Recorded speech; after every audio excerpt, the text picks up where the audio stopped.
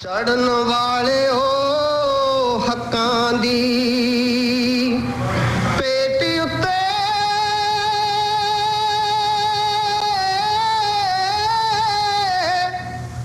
ਤੁਹਾਨੂੰ ਸ਼ਰਧਾ ਦੇ ਫੁੱਲ ਚੜਾਉਣ ਲੱਗਿਆ ਤੁਹਾਡੀ ਯਾਦ ਵਿੱਚ ਬੈਠ ਕੇ ਦੋ ਘੜੀਆਂ ਇੱਕ ਦੋ ਪਿਆਰ ਦੇ ਹੰਝੂ ਬਹਾਨ ਲੱਗਿਆ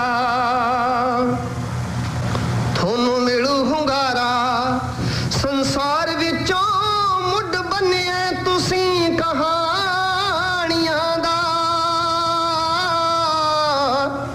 ਸੌ ਖਾਂਦੇ ਹਾਂ ਅਸੀਂ ਜਵਾਨੀਆਂ ਦੀ ਮੁੱਲ ਤਾਰਾਂਗੇ ਅਸੀਂ ਕੁਰਬਾਨੀਆਂ ਦਾ ਜਿੱਥੇ ਗਏ ਹੋ ਅਸੀਂ ਵੀ ਆਏ ਜਾਣੋ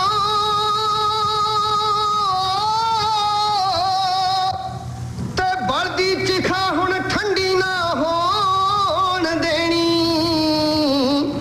ਗਰਮ ਰੱਖਾਂਗੇ ਦੌਰ ਕੁਰਬਾਨੀਆਂ ਦਾ ਲਹਿਰ ਹੱਕਾਂ ਦੀ ਰੰਡੀ ਨਾ ਹੋਣ ਦੇਣੀ ਖੇਡਣ ਜਾਣ ਦੇ ਹੜਾਂ ਦੀ ਹਿੱਕ ਅੰਦਰ ਤੇ ਸਿਰੀ ਜ਼ੁਲਮ ਦੀ ਝੰਡੀ ਨਾ ਹੋਣ ਦੇਣੀ ਸਾਮਰਾਜ ਦੀ ਮੰਡੀ ਜੇ ਹਿੰਦ ਬਣਿਆ ਤਾਂ ਇਹ ਲੋਕਾਂ ਦੀ ਮੰਡੀ ਨਾ ਹੋਣ ਦੇਣੀ ਐਵੇਂ ਭਰਮ ਹੈ ਸਾਡਿਆਂ ਕਾਤਲਾਂ ਨੂੰ ਕਿ ਅਸੀਂ ਹੋਵਾਂਗੇ ਦੋ ਜਾਂ ਚਾਰ ਲੋਕੋ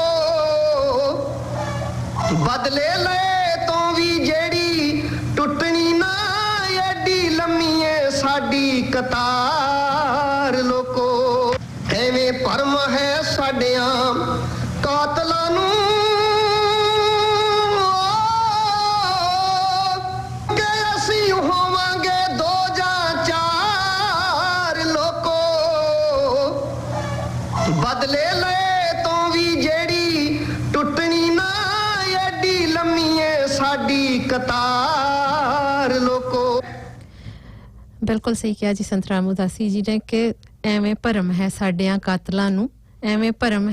ਕਾਤਲਾਂ ਨੂੰ ਕਿ ਹੋਵਾਂਗੇ ਅਸੀਂ ਦੋ ਜਾਂ ਚਾਰ ਲੋਕੋ ਬਦਲੇ ਲਏ ਤੋਂ ਵੀ ਜਿਹੜੀ ਟੁੱਟਣੀ ਨਾ ਐਡੀ ਲੰਮੀ ਹੈ ਸਾਡੀ ਕਤਾਰ ਲੋਕੋ ਐਡੀ ਲੰਮੀ ਹੈ ਸਾਡੀ ਕਤਾਰ ਲੋਕੋ ਸਾਰੇ ਹੀ ਸਰੋਤਿਆਂ ਦਾ ਸਵਾਗਤ ਹੈ ਪ੍ਰੋਗਰਾਮ ਰੇਡੀਓ ਇਨਕਲਾਬ ਵਿੱਚ ਅੱਜ ਦਿਨ ਸੋਮਵਾਰ 20 ਜੁਲਾਈ 2020 ਵਾਲੇ ਦਿਨ ਮੈਂ ਯਾਨੀ ਅਨੂ ਔਰ ਮੇਰੇ ਨਾਲ ਭਾਰਤੀ ਜੀ ਅਸੀਂ ਦੋਵੇਂ ਹੀ ਇੱਕ ਨਵਾਂ ਪ੍ਰੋਗਰਾਮ ਰੇਡੀਓ ਇਨਕਲਾਬ ਲੈ ਕੇ ਤੁਹਾਡੇ ਲਈ ਹਾਜ਼ਰ ਹਾਂ ਅੱਜ ਦਾ ਪ੍ਰੋਗਰਾਮ ਸ਼ੁਰੂ ਕਰਨ ਤੋਂ ਪਹਿਲਾਂ ਭਾਰਤੀ ਜੀ ਪਿਛਲੇ ਹਫਤੇ ਵਾਸਤੇ ਜ਼ਰੂਰ ਮਾਜ਼ਰਤ ਚਾਹਾਂਗੇ ਕਿ ਆਕਲੈਂਡ ਦੀ ਟ੍ਰੈਫਿਕ ਇੰਨੀ ਜ਼ਿਆਦਾ ਸੀ ਕਿ ਅਸੀਂ ਅੱਧੇ ਘੰਟੇ ਵਿੱਚ ਹਾਰਡਲੀ 2 ਕਿਲੋਮੀਟਰ ਟਰੈਵਲ ਕਰ ਸਕੇ ਤਾਂ ਸਾਨੂੰ ਫੈਸਲਾ ਲੈਣਾ ਪਿਆ ਕਿ ਸਟੂਡੀਓ ਟਾਈਮ ਸਿਰ ਨਹੀਂ ਪਹੁੰਚ ਪਾਵਾਂਗੇ ਇਸ ਕਰਕੇ ਅਸੀਂ ਪਿਛਲੇ ਹਫਤੇ 11 ਹਾਜ਼ਰ ਸਾਂ ਤਾਂ ਅੱਜ ਦਾ ਜਿਹੜਾ ਪ੍ਰੋਗਰਾਮ ਹੈ ਹਾਂਜੀ ਤੁਸੀਂ ਹਾਂਜੀ ਮੈਂ ਕਿਹਾ ਸ਼ਾਇਦ ਕਈ ਲੋਕਾਂ ਨੂੰ ਲੱਗਦਾ ਹੋਵੇ ਜਿਹੜੇ ਤੋੜੇ ਹੋਏ ਨੇ ਕਿ ਇਹ ਪ੍ਰੋਗਰਾਮ ਬੰਦ ਹੋਵੇ ਕਿ ਨਹੀਂ ਮਿੱਤਰੋ ਇਹ ਪ੍ਰੋਗਰਾਮ ਕਦੇ ਬੰਦ ਨਹੀਂ ਹੋਣਾ ਇਹ ਐਵੇਂ ਚੱਲਦਾ ਰਹਿਣਾ ਹਾਂਜੀ ਹਾਂ ਇੱਕ ਜੇ ਚਲੋ ਆਵਾਜ਼ ਬੰਦ ਵੀ ਹੋ ਜਾਏਗੀ ਕਿ ਜਿਹੜਾ ਵਿਚਾਰ ਹੈ ਉਹਨੂੰ ਤਾਂ ਕੋਈ ਨਹੀਂ ਮਾਰ ਸਕਦਾ ਹੁੰਦਾ ਅਸੀਂ ਨਹੀਂ ਹੋਵਾਂਗੇ ਕੋਈ ਹੋਰ ਹੋਏਗਾ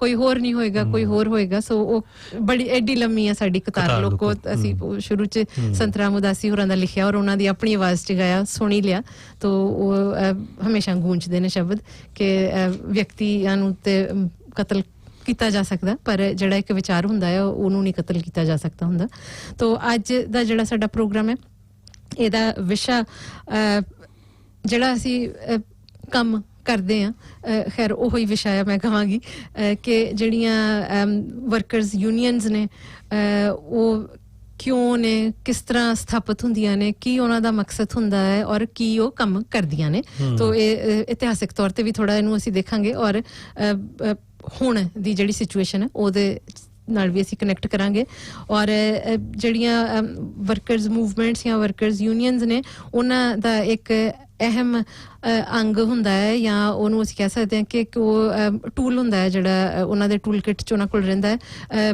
ਹੜਤਾਲਾਂ ਜਾਂ ਮੁਜ਼ਾਹਰੇ ਰੈਲੀਆਂ ਇਹ ਇੱਕ ਕਿਸੇ ਖਾਸ ਜਿਹੜੀ ਸਥਿਤੀ ਹੁੰਦੀ ਆ ਉਹਦੇ ਤੇ ਜਾ ਕੇ ਉਹ ਟੂਲ ਦਾ ਇਸਤੇਮਾਲ ਹੁੰਦਾ ਹੈ। ਤਾਂ ਉਹਦੇ ਤੇ ਵੀ ਅਸੀਂ ਗੱਲ ਕਰਾਂਗੇ ਕਿ ਕਿਉਂ ਔਰ ਕਿਸ ਤਰ੍ਹਾਂ ਕਿਉਂ ਉੱਥੋਂ ਤੱਕ ਜਿਹੜੇ ਹਾਲਾਤ ਨੇ ਉਹ ਪਹੁੰਚਦੇ ਨੇ। ਔਰ ਇਹਦੇ ਵਿੱਚ ਨਾਲ ਨਾਲ ਅਸੀਂ ਜਿਹੜੇ ਸਾਡੇ ਮਹਾਨ ਇਨਕਲਾਬੀ ਹੋਏ ਨੇ, ਰੈਵੋਲੂਸ਼ਨਰੀਜ਼ ਹੋਏ ਨੇ, ਟ੍ਰੇਡ ਯੂਨੀਅਨਿਸਟ ਹੋਏ ਨੇ, ਉਹਨਾਂ ਦੇ ਹਵਾਲੇ ਨਾਲ ਵੀ ਜ਼ਰੂਰ ਅਸੀਂ ਗੱਲਬਾਤ ਕਰਾਂਗੇ, ਜਿਹੜੇ ਕਿ ਸਾਡਾ ਮੰਨਣਾ ਹੈ ਕਿ ਉਹ ਸਾਡੇ ਪ੍ਰੇਰਨਾ ਸਰੋਤ ਰਹਿੰਦੇ ਨੇ ਹਮੇਸ਼ਾ। ਔਰ ਹੋਰ ਵੀ ਬਹੁਤ ਸਾਰੇ ਜਿਹੜੇ ਕਾਰਜਸ਼ੀਲ ਸੰਸਥਾਵਾਂ ਨੇ ਜਾਂ ਵਿਅਕਤੀ ਨੇ, ਉਹਨਾਂ ਲਈ ਵੀ ਇਹ ਹਮੇਸ਼ਾ ਪ੍ਰੇਰਨਾ ਸਰੋਤ ਰਹਿੰਦੇ ਨੇ, ਜਿਨ੍ਹਾਂ ਦਾ ਅਸੀਂ ਜ਼ਿਕਰ ਕਰਾਂਗੇ ਆਪਣੀ ਡਿਸਕਸ਼ਨ 'ਚ ਅੱਜ। ਤੋ ਸ਼ੁਰੂਆਤ ਭਾਰਤੀ ਜੀ ਆਪਾਂ ਅਨੂ ਜੀ ਸ਼ੁਰੂਆਤ ਆਪਾਂ ਮੇਰੇ ਖਿਆਲ ਜੇ ਸ਼ੁਰੂ ਦੇ ਵਿੱਚ ਜੇ ਆਪਾਂ ਗੱਲਬਾਤ ਸ਼ੁਰੂ ਕਰਨ ਤੋਂ ਪਹਿਲਾਂ ਆਪਾਂ ਮੁੰਸ਼ੀ ਪ੍ਰੇਮ ਚੰਦ ਹੁਣਾਂ ਜੀ ਕੋਟ ਪੜ੍ਹ ਲਈਏ। ਬਿਲਕੁਲ ਜੀ, ਕਿਉਂਕਿ ਇਹ ਮੁਜ਼ਾਹਰੇ ਦੇ ਵਿੱਚ ਵੀ ਮੈਂ ਪੜ੍ਹੀ ਸੀਗੀ। ਸੋ ਇਹ ਬਹੁਤ ਵੇਖੋ ਜਿਨ੍ਹਾਂ ਨੂੰ ਮੇਰਾ ਖਿਆਲ ਨਹੀਂ ਹੈ ਕਿ ਕੋਈ ਇਹੋ ਜਿਹਾ ਹੋਏਗਾ ਜਿਹਨੂੰ ਮੁਨਸ਼ੀ ਪ੍ਰੇਮ ਚੰਦ ਬਾਰੇ ਨਾ ਪਤਾ ਹੋਏ, ਪਰ ਫਿਰ ਵੀ ਸ਼ਾਇਦ ਜਿਹੜੀ ਸਾਡੀ ਨਵੀਂ ਪੀੜ੍ਹੀ ਹੈ ਉਹਨਾਂ ਨੂੰ ਨਾ ਪਤਾ ਹੋਵੇ ਕਿ ਇਹ ਬਹੁਤ ਜ਼ਿਆਦਾ ਮਹਾਨ, ਮਸ਼ਹੂਰ ਮਾਰੂਫ ਇਨਕਲਾਬੀ ਕਹਾਣੀਕਾਰ, ਹਮੇਸ਼ਾ ਸਮਾਜਿਕ ਮਸਲਿਆਂ ਤੇ ਮੁੱਦਿਆਂ ਤੇ ਇਹਨਾਂ ਦੀਆਂ ਕਹਾਣੀਆਂ ਰਹੀਆਂ ਨੇ। ਤੋ ਕਹਾਣੀਕਾਰ ਅਸੀਂ ਇਹਨਾਂ ਨੂੰ ਕਹਾਂਗੇ ਕਿ ਇਨਵੈਲਿਊਬਲ ਔਰ ਇਰਰਿਪਲੇਸੇਬਲ ਕਹਾਣੀਕਾਰ। ਬਿਲਕੁਲ ਜੀ, ਜਿਹੜੇ ਸਰਕਾਰੀ ਸਕੂਲਾਂ ਦੇ ਵਿੱਚ ਪੜ੍ਹੇ ਹੋਣਗੇ, ਕਿਉਂਕਿ ਸਿਲੇਬਸ ਦੇ ਵਿੱਚ ਇਹਨਾਂ ਦੀਆਂ ਕਹਾਣੀਆਂ ਹਿੰਦੀ ਜਾਂ ਪੰਜਾਬੀ ਦੇ ਵਿੱਚ ਹੈ ਆ, ਉਹਨਾਂ ਨੇ ਜ਼ਰੂਰ ਪੜ੍ਹੀਆਂ ਹੋਣਗੀਆਂ। ਤੇ ਬਹੁਤ ਕਮਾਲ ਦੀ ਇਹਨਾਂ ਦੀ ਜਿਹੜੀ ਇਹੀ ਮੁਜ਼ਾਹਰੇ ਰੈਲੀਆਂ ਦੇ ਉੱਪਰ ਗੱਲਬਾਤ ਹੈ।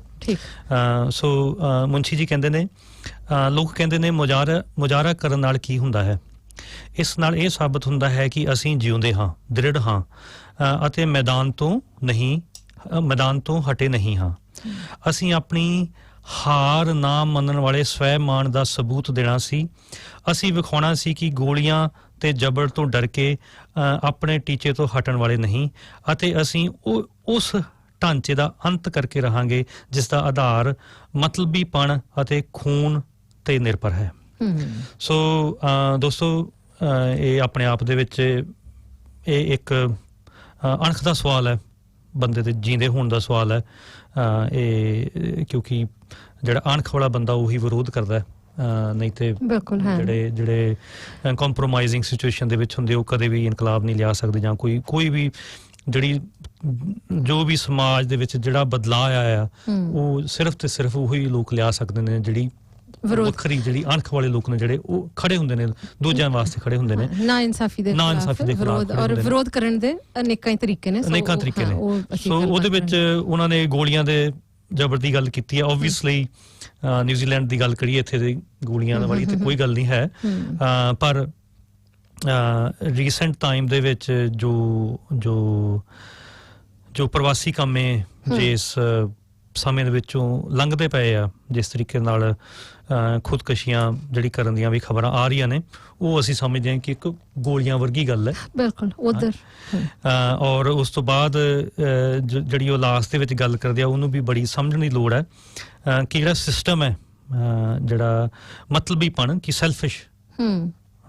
ਸੈਲਫਿਸ਼ ਕਿਸ ਤਰੀਕੇ ਦੇ ਨਾਲ, ਕਿ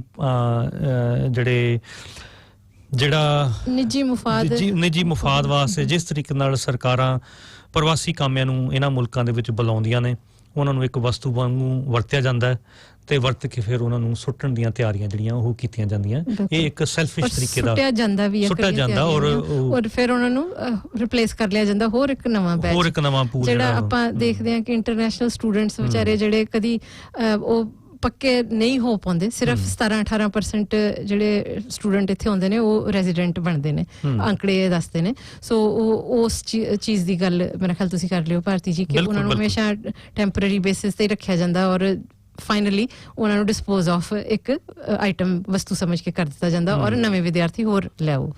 ਬਿਲਕੁਲ।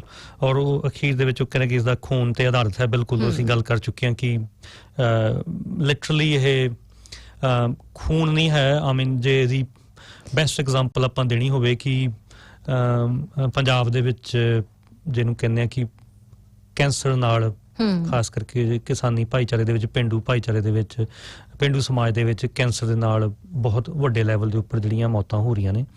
ਔਰ ਉਹਦਾ ਮੇਨ ਕਾਰਨ ਜਿਹੜਾ ਇਹ ਹੈ ਕਿ ਜਿਹੜਾ ਪੈਸਟੀਸਾਈਡ ਵਰਤਿਆ ਜਾਂਦਾ, ਜਿਹੜੀ ਜ਼ਹਿਰ ਵਰਤੀ ਜਾਂਦੀ ਹੈ। ਸੋ ਹੁਣ ਉਹ ਜਿਹੜੀ ਸਾਹਮਣੇ ਆ ਕੇ ਤੁਹਾਨੂੰ ਗੋਲੀ ਤਾਂ ਨਹੀਂ ਮਾਰ ਰਹੇ, ਪਰ ਉਹ ਇੱਕ ਸਲੋ ਪੋਇਜ਼ਨ ਹੈ ਕਿ ਜਿਹੜਾ ਹੌਲੀ-ਹੌਲੀ ਉਹ ਜਿਹੜੀ ਤੁਹਾਨੂੰ ਦਿੱਤੀ ਜਾ ਰਹੀ ਹੈ ਕੈਂਸਰ ਦੇ ਰੂਪ ਵਿੱਚ। ਬਿਲਕੁਲ। ਔਰ ਇਸੇ ਤਰੀਕੇ ਨਾਲ ਇੱਥੇ ਵੀ ਜਿਹੜੇ ਪ੍ਰਵਾਸੀ ਕੰਮ ਹੈ, ਜਿਹੜਾ ਸਟ੍ਰੈਸ ਹੋਇਆ, ਉਹ ਸਟ੍ਰੈਸ ਦੇ ਨਾਲ ਉਹ ਜਿਹੜੀਆਂ ਉਹਨਾਂ ਨੂੰ ਬਿਮਾਰੀਆਂ ਲੱਗਣਗੀਆਂ, ਬਿਮਾਰੀਆਂ ਤੋਂ ਬਾਅਦ ਉਹਨਾਂ ਨੂੰ ਸ਼ਾਇਦ ਉਹਨਾਂ ਦੀ ਉਮਰ ਜਿਹੜੀ ਆ ਉਹ ਜਿੰਨੀ ਹੋਣੀ ਚਾਹੀਦੀ ਸੀਗੀ ਉਨੀ ਨਾਲ। ਇਹ ਇੱਕ ਆਪਣੇ ਆਪ ਦੇ ਵਿੱਚ ਬਹੁਤ ਵੱਡਾ ਵਿਸ਼ਾ ਕਿ ਇਨਡਾਇਰੈਕਟਲੀ ਤਰੀਕੇ ਦੇ ਨਾਲ ਇਹ ਜਿਹੜਾ ਪੂੰਜੀਵਾਦੀ ਸਮਾਜ ਹੈ ਉਹ ਲੋਕਾਂ ਨੂੰ ਕਿਵੇਂ ਮਾਰਦਾ ਹੈ। ਸੋ ਇਹ ਉਹਨਾਂ ਦੀ ਗੱਲਬਾਤ ਸੀਗੀ ਜੀ। ਅਨੂ ਜੀ, ਆਪਾਂ ਗੱਲ ਸ਼ੁਰੂ ਕਰਦੇ ਹਾਂ ਕਿਉਂਕਿ ਮਾਈਗ੍ਰੈਂਟ ਵਰਕਰ ਐਸੋਸੀਏਸ਼ਨ ਦੀ ਗੱਲਬਾਤ ਤੋਂ ਸ਼ੁਰੂ ਕਰਾਂਗੇ ਕਿ ਜਦੋਂ ਇਹ ਸੰਸਥਾ ਸ਼ੁਰੂ ਕੀਤੀ ਹੈ, ਕਦੋਂ ਸ਼ੁਰੂ ਹੋਈ ਤੇ ਇਹਦੀ ਲੋੜ ਸਾਨੂੰ ਕਦੋਂ ਪਈ? ਹਾਂ, ਠੀਕ ਹੈ। ਇਹਦੇ ਵਿੱਚ 2012 ਵਿੱਚ ਫਾਰਮਲੀ ਸੰਸਥਾ ਜਿਹੜੀ ਹੈ ਸਥਾਪਿਤ ਹੋਈ। ਉਸ ਤੋਂ ਪਹਿਲਾਂ ਅਗਰ 2010 ਤੋਂ ਅਸੀਂ ਲੈ ਲਈਏ ਕਿ ਅਸੀਂ ਐਜ਼ ਅ ਪਰਿਵਾਰ ਜਿਹੜੇ ਫਾਸਟ ਫੂਡ ਸੈਕਟਰ ਨੂੰ ਯੂਨੀਅਨ ਕਵਰ ਕਰਦੀ ਹੈ, ਯੂਨਾਈਟ ਯੂਨੀਅਨ, ਉਹਨਾਂ ਦੇ ਨਾਲ ਸਾਡੀ ਨੇੜਤਾ ਹੋਈ। ਨੇੜਤਾ ਕਿਉਂ ਹੋਈ? ਕਿਉਂਕਿ ਅਸੀਂ ਨੋਟ ਕੀਤਾ ਕਿ ਇੰਟਰਨੈਸ਼ਨਲ ਸਟੂਡੈਂਟਸ ਜਿਹੜੇ ਉਸ ਟਾਈਮ ਤੇ ਇੱਕਦਮ ਬਹੁਤ ਜ਼ਿਆਦਾ ਆਉਣੇ ਸ਼ੁਰੂ ਹੋਏ ਭਾਰਤ ਤੋਂ, ਔਰ ਕਾਫੀ ਭਾਰਤ 'ਚ ਜਿਹੜੇ ਸਾਡੇ ਪਰਿਵਾਰ ਨੇ, ਸੱਜਣ ਮਿੱਤਰ ਨੇ, ਸਾਨੂੰ ਕੰਟੈਕਟ ਵੀ ਬਹੁਤ ਕਰਦੇ ਰਹੇ ਕਿ ਸਾਡਾ ਬੱਚਾ ਨਿਊਜ਼ੀਲੈਂਡ ਪੜ੍ਹਨ ਆਉਣਾ ਚਾਹੁੰਦਾ, ਇਹਨੂੰ ਗਾਈਡ ਕਰੋ। ਤੋ ਅਸੀਂ ਦੋਨੋਂ ਟੈਕਨੀਕਲ ਫੀਲਡ 'ਚ ਸਾਡੀ ਪੜ੍ਹਾਈ ਹੋਣ ਕਰਕੇ ਔਰ ਦੇਖ ਕੇ ਕਿ ਸ਼ਾਰਟੇਜ ਲਿਸਟ 'ਚ ਕੀ ਪਿਆ ਇਸ ਵਕਤ ਇਮੀਗ੍ਰੇਸ਼ਨ ਨਿਊਜ਼ੀਲੈਂਡ ਤੇ, ਬਕਾਇਦਾ ਉਸ ਤਰ੍ਹਾਂ ਅਸੀਂ, ਮੈਂ ਕਹਾਂਗੀ ਕਿ 100 ਦੀ ਗਿਣਤੀ 'ਚ ਲੋਕਾਂ ਨੂੰ ਗਾਈਡ ਕੀਤਾ ਹੋਣਾ। ਔਰ ਮੈਂ ਇਹ ਵੀ ਕਹਿ ਸਕਦੀ ਹਾਂ ਉਸ 100 'ਚ ਸ਼ਾਇਦ 3 ਜਾਂ 4 ਹੋਣਗੇ ਜਿਨ੍ਹਾਂ ਨੇ ਉਹ ਸਲਾਹ ਜਿਹੜੀ ਹੈ ਵਾਕਈ ਅਪਣਾਈ, ਫੋਲੋ ਕੀਤੀ, ਔਰ ਉਹ ਦੋਵਾਂ ਕੁ ਦਾ ਤਾਂ ਮੈਨੂੰ ਪਤਾ ਕਿ ਸਕਸੈਸਫੁਲੀ ਇੱਥੇ ਸੈਟਲਡ ਨੇ, ਵਾਕਈ ਉਹਨਾਂ ਨੇ ਪੜ੍ਹਾਈ ਕੀਤੀ ਵੀ। ਤੋ ਉਸ ਵਕਤ ਇਹ ਜਦੋਂ ਅਸੀਂ ਰੁਝਾਨ ਦੇਖਿਆ ਤੋ ਸਾਨੂੰ ਆਪਣੇ ਆਪ ਨੂੰ ਅਪਸਕਿਲ ਕਰਨਾ ਪਿਆ। ਇੱਕ ਤਾਂ ਇਮੀਗ੍ਰੇਸ਼ਨ ਦੀ ਜਾਣਕਾਰੀ ਨੂੰ ਲੈ ਕੇ ਇੰਟਰਨੈਟ ਤੇ ਸਾਰਾ ਕੁਝ ਅਵੇਲੇਬਲ ਹੈ, ਕੋਈ ਵੀ ਕਰ ਸਕਦਾ, ਅਸੀਂ ਵੀ ਕੀਤਾ।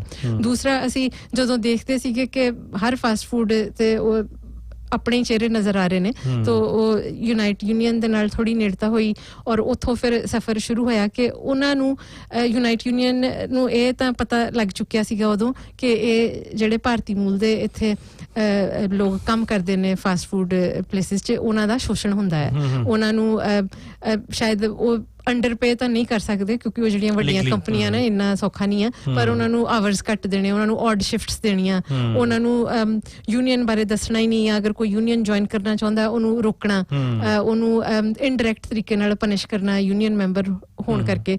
ਤੋ ਇਹ ਸਾਰਾ ਦੇਖਦੇ ਹਾਂ। ਇਹਦੇ ਨਾਲ ਅਨੁਜੀਤ ਗੱਲ ਮੈਂ ਇਹ ਵੀ ਸ਼ਾਮਲ ਕਰਨਾ ਚਾਹੁੰਦਾ ਕਿ ਉਸੇ ਦੌਰਾਨ ਜਿਹੜੀਆਂ ਭਾਈਚਾਰੇ ਦੇ ਵਿੱਚ, ਭਾਰਤੀ ਭਾਈਚਾਰੇ ਦੇ ਵਿੱਚ ਵੱਡੇ ਲੈਵਲ ਦੇ ਉੱਪਰ ਜਿਹੜੀਆਂ ਗੱਲਾਂ ਸਾਹਮਣੇ ਆਉਣੀਆਂ ਸ਼ੁਰੂ ਹੋਈਆਂ ਕਿ ਸ਼ੋਸ਼ਣ, ਸ਼ੋਸ਼ਣ ਉਹ ਆਪਣੇ ਹੀ ਵਿਦਿਆਰਥੀਆਂ ਦਾ ਜਾਂ ਵਰਕ ਪਰਮਿਟ ਤੇ ਆਪਣੇ ਹੀ ਸਾਡੇ ਲੋਕਾਂ ਵੱਲੋਂ ਬਹੁਤ ਵੱਡੇ ਲੈਵਲ ਦੇ ਉੱਪਰ ਉਹ ਵੀ। ਸੋ ਅਸੀਂ 2010-12 ਤੱਕ ਆ ਕੇ ਉਹ 2 ਸਾਲਾਂ 'ਚ ਜਿੰਨਾ ਕੁ ਅਸੀਂ ਕੰਮ ਕੀਤਾ ਯੂਨਾਈਟ ਨਾਲ ਮਿਲ ਕੇ, ਉਹਦੇ ਤੋਂ ਕਲੀਅਰ ਸੀਗਾ ਕਿ ਇਕੱਲੇ ਯੂਨੀਅਨਸ ਜਿਹੜੀਆਂ ਆਲਰੇਡੀ ਹੈਗੀਆਂ ਨੇ ਉਹ ਕੋਸ਼ਿਸ਼ਾਂ ਕਰਦੀਆਂ ਰਹਿਣਗੀਆਂ, ਪਰ ਡੈਡੀਕੇਟਿਡ ਸੰਸਥਾਵਾਂ ਦੀ ਜ਼ਰੂਰਤ ਹੈ ਮਾਈਗ੍ਰੈਂਟਸ ਦੇ ਜਿਹੜੇ ਇਸ਼ੂਜ਼ ਨੇ ਉਹਨਾਂ ਨੂੰ ਟੈਕਲ ਕਰਨ ਲਈ। ਔਰ ਦੂਸਰੀ ਜਿਹੜੀ ਵੱਡੀ ਗੱਲ ਹੈ, ਹੁਣ ਵੀ ਇਹ ਗੱਲ ਸਹੀ ਹੈ, ਪਹਿਲਾਂ ਵੀ ਸੀਗੀ ਕਿ ਇਹ ਜਿਹੜੇ ਸ਼ੋਸ਼ਿਤ ਕਾਮੇ ਨੇ, ਇਹਨਾਂ ਦੀ ਬਹੁਤ ਸਾਰੇ ਕਾਰਨ ਉਹਦੇ ਹੋ ਸਕਦੇ ਨੇ, ਜਿੱਦਾਂ ਤੁਸੀਂ ਪਹਿਲਾਂ ਗੱਲ ਕੀਤੀ ਹੈ, ਕੋਈ ਐਜੂਕੇਸ਼ਨ ਦੀ ਕਮੀ ਹੋ ਸਕਦੀ ਹੈ ਜਾਂ ਮਜਬੂਰੀ ਹੋ ਸਕਦੀ ਹੈ, ਜਾਂ ਜਿੱਥੇ ਕੰਮ ਕਰਦੇ ਨੇ ਉਹ ਡਿਸਕਰਜ ਕਰਦੇ ਨੇ ਕਿ ਉਹਨਾਂ ਦੀ ਕਿਸੇ ਦੀ ਵੀ ਯੂਨੀਅਨ ਦੀ ਮੈਂਬਰਸ਼ਿਪ ਨਹੀਂ ਸੀ ਹੁੰਦੀ, ਬਹੁਤ ਘੱਟ ਸੀਗੀ। ਹੁਣ ਥੋੜੀ ਜਿਹੀ ਇੰਪਰੂਵਮੈਂਟ ਹੋਈ ਹੈ, ਹਾਲੇ ਵੀ ਜਿੰਨੀ ਹੋਣੀ ਚਾਹੀਦੀ ਹੈ ਉਨੀ ਨਹੀਂ ਹੈ, ਪਰ ਉਹ ਥੋੜੀ ਇੰਪਰੂਵਮੈਂਟ ਹੋਈ ਹੈ। ਸੋ ਹਾਂ, ਲੈਂਗੁਏਜ ਦਾ ਵੀ ਬੈਰੀਅਰ ਹੈ, ਕਲਚਰ ਦਾ ਬੈਰੀਅਰ, ਸੋ ਉਹਦੇ ਵਿੱਚ ਵੀ ਅਸੀਂ ਇੱਕ ਬ੍ਰਿਜ ਬਣ ਕੇ ਕੰਮ ਕਰਨ ਦੀ ਕੋਸ਼ਿਸ਼ ਕੀਤੀ ਕਿ ਆਪਣੀ ਭਾਸ਼ਾ 'ਚ ਉਹਨਾਂ ਨੂੰ ਸਮਝਾਇਆ ਜਾਵੇ ਕਿ ਇਹ ਕੀ ਕੁਛ ਆ, ਸਾਰਾ ਕੀ ਆ।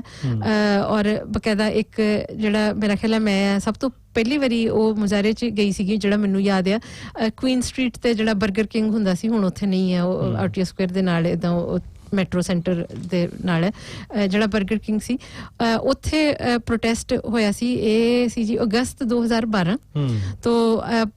ਉਸ ਵਕਤ ਹਾਲਾਤ ਇਹ ਸਨ ਕਿ 버ਗਰ ਕਿੰਗ ਦੀ ਮੈਨੇਜਮੈਂਟ ਨੇ ਜਿਹੜੇ ਇੱਕ ਤਾਂ ਸ਼ਾਇਦ ਅੰਡਰ ਪੇ ਕਰਦੇ ਸੀ ਮਾਈਗ੍ਰੈਂਟ ਵਰਕਰਸ ਨੂੰ, ਤੇ ਦੂਸਰਾ ਜਿਹੜੇ ਯੂਨੀਅਨ ਜੁਆਇਨ ਜਿਨ੍ਹਾਂ ਨੇ ਕੀਤੀ ਹੋਈ ਸੀ ਉਹਨਾਂ ਨੂੰ ਡਰਾ ਧਮਕਾ ਕੇ ਕਈਆਂ ਦੀ ਤੇ ਮੈਂਬਰਸ਼ਿਪ ਬੰਦ ਕਰਵਾਈ, ਔਰ ਕਈਆਂ ਨੂੰ ਸ਼ਾਇਦ ਉਹਨਾਂ ਨੇ ਰਿਜ਼ਾਈਨ ਵੀ ਕਰਵਾਇਆ ਕਿ ਜੌਬ ਛੱਡੋ ਅਗਰ ਤੁਸੀਂ ਯੂਨੀਅਨ ਨਹੀਂ ਛੱਡਦੇ।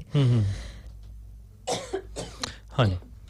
ਤੋ ਉਹਦੇ ਵਿੱਚ ਉਹ ਮੁਜ਼ਾਹਰਾ ਹੋਇਆ। ਸੋ ਉਹ ਪਹਿਲੀ ਵਾਰੀ ਮੈਂ ਉੱਥੇ ਅਟੈਂਡ ਕੀਤਾ ਸੀਗਾ ਔਰ ਅਸੀਂ ਦੋਵੇਂ ਜਣੇ, ਭਾਰਤੀ ਜੀ ਪਤਾ ਨਹੀਂ ਯਾਦ ਆ ਕਿ ਨਹੀਂ, ਅਸੀਂ ਬਕਾਇਦਾ ਸਟੋਰ ਦੇ ਅੰਦਰ ਜਾ ਕੇ ਜਿਹੜੇ ਸਾਡੇ ਫਲਾਇਰ ਸਨ ਯੂਨੀਅਨ ਦੇ, ਉਹ ਇੰਗਲਿਸ਼ 'ਚ ਸਨ, ਉਹਨਾਂ ਨੂੰ ਬਕਾਇਦਾ ਪੰਜਾਬੀ 'ਚ ਹਿੰਦੀ 'ਚ ਅਨੁਵਾਦ ਕਰਕੇ ਸਾਰਿਆਂ ਨੂੰ ਗੱਲ ਸਮਝਾਈ ਜੀ। ਬਿਲਕੁਲ। ਤੋ ਉੱਥੋਂ ਉਹ ਇੱਕ ਮੈਂ ਕਹਾਂਗੀ ਕਿ ਉਹਨਾਂ ਨੂੰ ਵੀ, ਵਰਕਰਸ ਨੂੰ ਵੀ ਬੜਾ ਅਚੰਭਾ ਜਿਹਾ ਹੋਇਆ ਕਿ ਆਪਣੇ ਚਿਹਰੇ ਆਪਣੀ ਭਾਸ਼ਾ ਬੋਲਣ ਵਾਲੇ ਵੀ ਹੈਗੇ ਨੇ ਇਹਦੇ 'ਚ।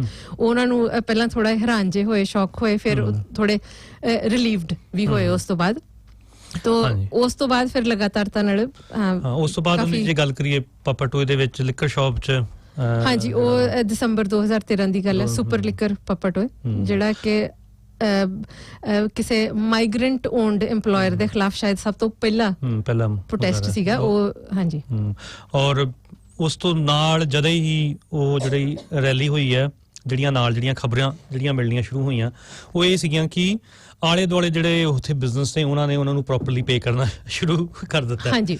ਸੋ ਇਹ ਵੀ ਇੱਕ ਜਿਹੜਾ ਉੱਥੇ ਐਕਸਪਲੋਇਟਡ ਵਰਕਰ ਖੁਦ ਸੀਗਾ, ਉਹਦੀ ਤਾਂ ਸੈਟਲਮੈਂਟ ਚਲੋ ਹੋਈ ਓਬਵੀਅਸਲੀ ਉਹ ਕੌਨਫੀਡੈਂਸ਼ੀਅਲ ਸੈਟਲਮੈਂਟ ਸੀਗੀ ਔਰ ਬਕਾਇਦਾ mediation ministry of business, innovation and employment, ਮਤਲਬ MBI ਜਿਹੜਾ ਸਰਕਾਰੀ ਅਦਾਰਾ ਆ, ਉਹਨਾਂ ਦੇ ਥਰੂ ਮੀਡੀਏਸ਼ਨ ਹੋਈ, EMPLOYMENT ਮੀਡੀਏਸ਼ਨ ਸਰਵਿਸਿਜ਼ ਦੇ ਥਰੂ, ਕਿਉਂਕਿ ਉਸ ਤੋਂ ਪਹਿਲਾਂ ਅਸੀਂ EMPLOYER ਨਾਲ ਡਾਇਰੈਕਟਲੀ ਗੱਲਬਾਤ ਕੋਸ਼ਿਸ਼ ਕਰ ਚੁੱਕੇ ਸੀ, ਪ੍ਰੋਟੈਸਟ ਵੀ ਕਰ ਚੁੱਕੇ ਸੀਗੇ। ਉਹਦੇ ਪ੍ਰੋਟੈਸਟ ਹੋਣ ਤੋਂ ਬਾਅਦ ਉਹਨੇ ਫਿਰ ਉਹ ਸਹਿਮਤ ਹੋਇਆ ਕਿ ਮੈਂ ਮੀਡੀਏਸ਼ਨ ਚ ਆਉਣ ਨੂੰ ਤਿਆਰ ਹਾਂ। ਸੋ ਜਿਹੜਾ ਅਸੀਂ ਕਹਿੰਦੇ ਹਾਂ ਕਿ ਪ੍ਰੋਟੈਸਟ ਨਾਲ ਕੀ ਹੁੰਦਾ ਆ, ਜੇ ਅਗਰ ਉਹ ਸਿੱਧਾ ਹੀ ਸਾਡੇ ਨਾਲ ਗੱਲਬਾਤ ਕਰਨ ਨੂੰ ਤਿਆਰ ਹੋ ਜਾਂਦਾ, ਸੋ ਪ੍ਰੋਟੈਸਟ ਦੀ ਲੋੜ ਨਹੀਂ ਸੀ ਪੈਣੀ। ਹਾਂਜੀ, ਉਹ ਆਪਾਂ ਉਹਨਾਂ ਜੀ ਯਾਰ ਇਹਦੇ ਮਸਲੇ ਤੋਂ ਵੀ ਉਹ ਜਿਹੜਾ ਵਰਕਰ ਸੀਗਾ ਉਹਦੀ ਸੈਟਲਮੈਂਟ ਤਾਂ ਹੋਈ ਕੌਨਫੀਡੈਂਸ਼ਲੀ, ਉਹਦੇ ਥਰੂ। ਉਹ ਆਪਾਂ ਇਹ ਨਹੀਂ ਕਹਿ ਸਕਦੇ ਕਿ ਉਹ ਸੈਟਿਸਫੈਕਟਰੀ ਸੀ ਜਾਂ ਨਹੀਂ ਸੀ ਜਾਂ ਕੀ ਉਹਨੂੰ ਮਿਲਿਆ, ਪਰ ਉਹਦੀ ਸੈਟਲਮੈਂਟ ਹੋਈ।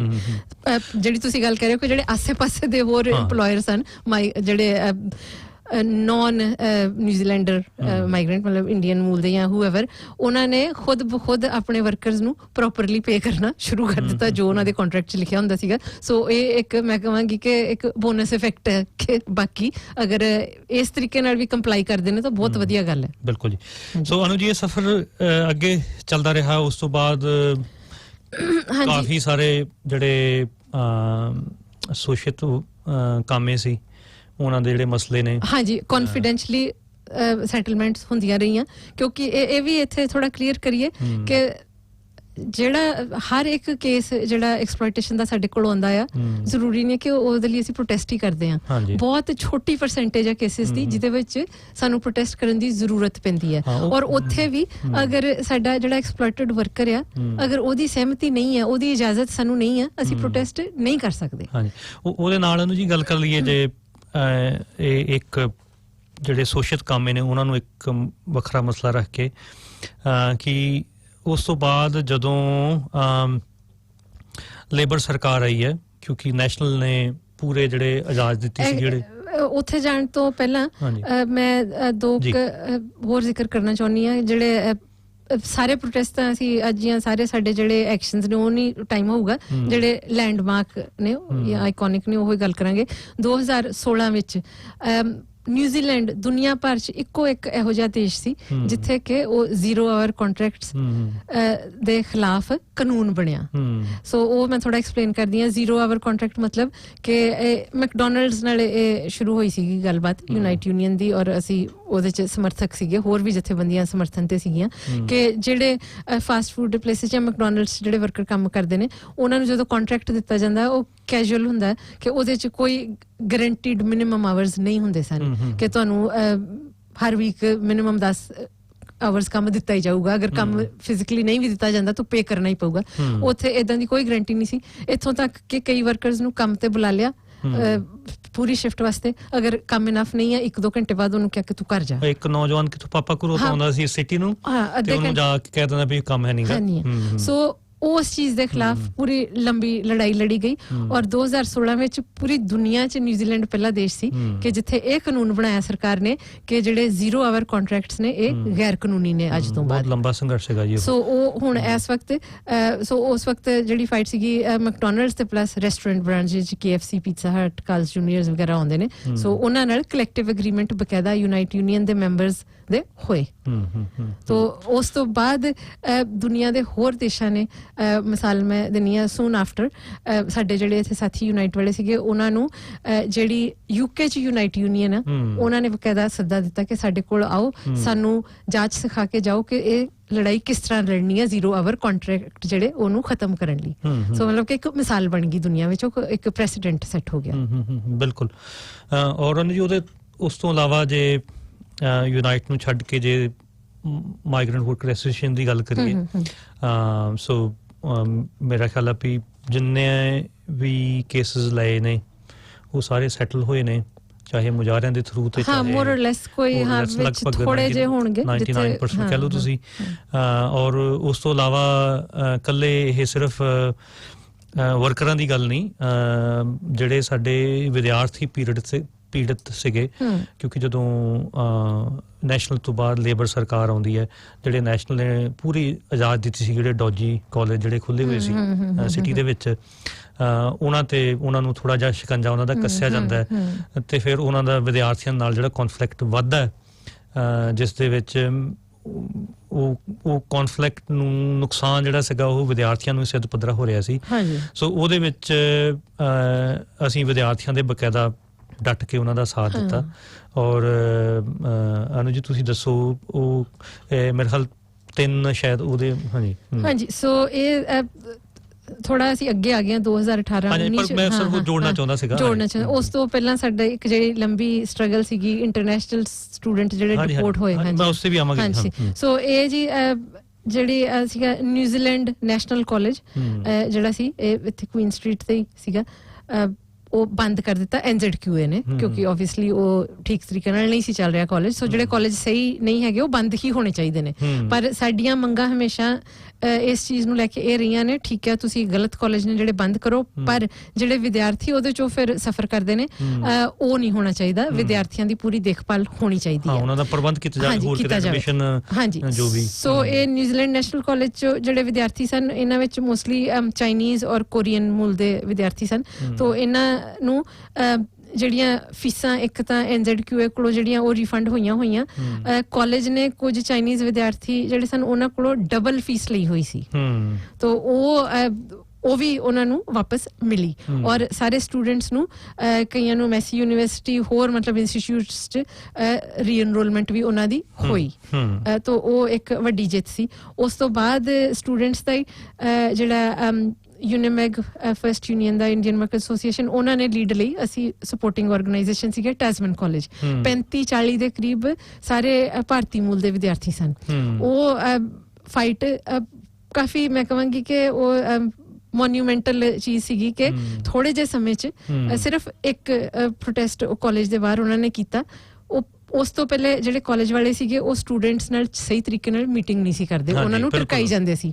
ਜਦੋਂ ਉਹ ਪ੍ਰੋਟੈਸਟ ਹੋਇਆ ਮੀਡੀਆ 'ਚ ਗੱਲ ਆਈ, ਫਿਰ ਉਸੇ ਹੀ ਦਿਨ ਮਾਰਨਿੰਗ 'ਚ ਜਾਂ ਲੰਚ ਟਾਈਮ ਪ੍ਰੋਟੈਸਟ ਹੁੰਦਾ, ਉਸੇ ਦਿਨ ਆਫਟਰਨੂਨ 'ਚ ਆਫਰ ਆ ਜਾਂਦੀ ਹੈ ਕਿ ਸਾਡੇ ਨਾਲ ਹੁਣੇ ਬੈਠ ਕੇ ਗੱਲਬਾਤ ਕਰੋ। ਔਰ ਬਕਾਇਦਾ ਫਿਰ ਉਹ ਗੱਲ ਹੋਈ ਔਰ ਉਹਦੇ 'ਚੋਂ ਬਹੁਤ ਕੁਛ ਜਿਹੜੇ ਡਿਮਾਂਡਸ ਆਲਮੋਸਟ ਸਾਰੀਆਂ ਪੂਰੀਆਂ ਹੋਈਆਂ ਕਿ ਉਹ ਜਿਹੜੇ ਵਿਦਿਆਰਥੀ NZQA ਕਰਕੇ ਜੋ ਕੁਝ ਵੀ ਰੱਦ ਕੀਤਾ ਗਿਆ ਸੀਗਾ ਕਾਲਜ, ਉਹਦੇ ਕਰਕੇ ਵਿਦਿਆਰਥੀਆਂ ਨੂੰ ਪਾਸ ਨਹੀਂ ਸੀ ਕੀਤਾ ਜਾ ਰਿਹਾ, ਉਹਨਾਂ ਨੂੰ ਰੀਸੈਟ ਕਰਨੇ ਪੈਣੇ ਸੀ। ਮੈਂ ਕਿਹਾ 2-3 ਮਹੀਨੇ ਦੇ ਜਿਹੜੀ ਫੀਸ ਮਾਫ ਕੀਤੀ ਗਈ ਤਾਂ ਕਿ ਉਹ ਵਿਦਿਆਰਥੀ ਦੁਬਾਰਾ ਟਾਈਮ ਲਾ ਕੇ ਜਿਹੜਾ ਆ ਆਪਣੇ ਐਗਜ਼ਾਮ ਦੇਣ, ਅਸਾਈਨਮੈਂਟਸ ਕਰਨ ਔਰ ਉਹਨਾਂ ਨੂੰ ਬਕਾਇਦਾ ਕੋਚਿੰਗ ਵੀ ਦਿੱਤੀ ਗਈ। ਉਹਦੇ ਵਿੱਚ ਵੀਜ਼ਾ ਜਿਹੜਾ ਐਕਸਟੈਂਡ ਕਰਨਾ ਸੀ ਉਹਦੇ 'ਚ ਮਦਦ ਕੀਤੀ ਕਾਲਜ ਨੇ।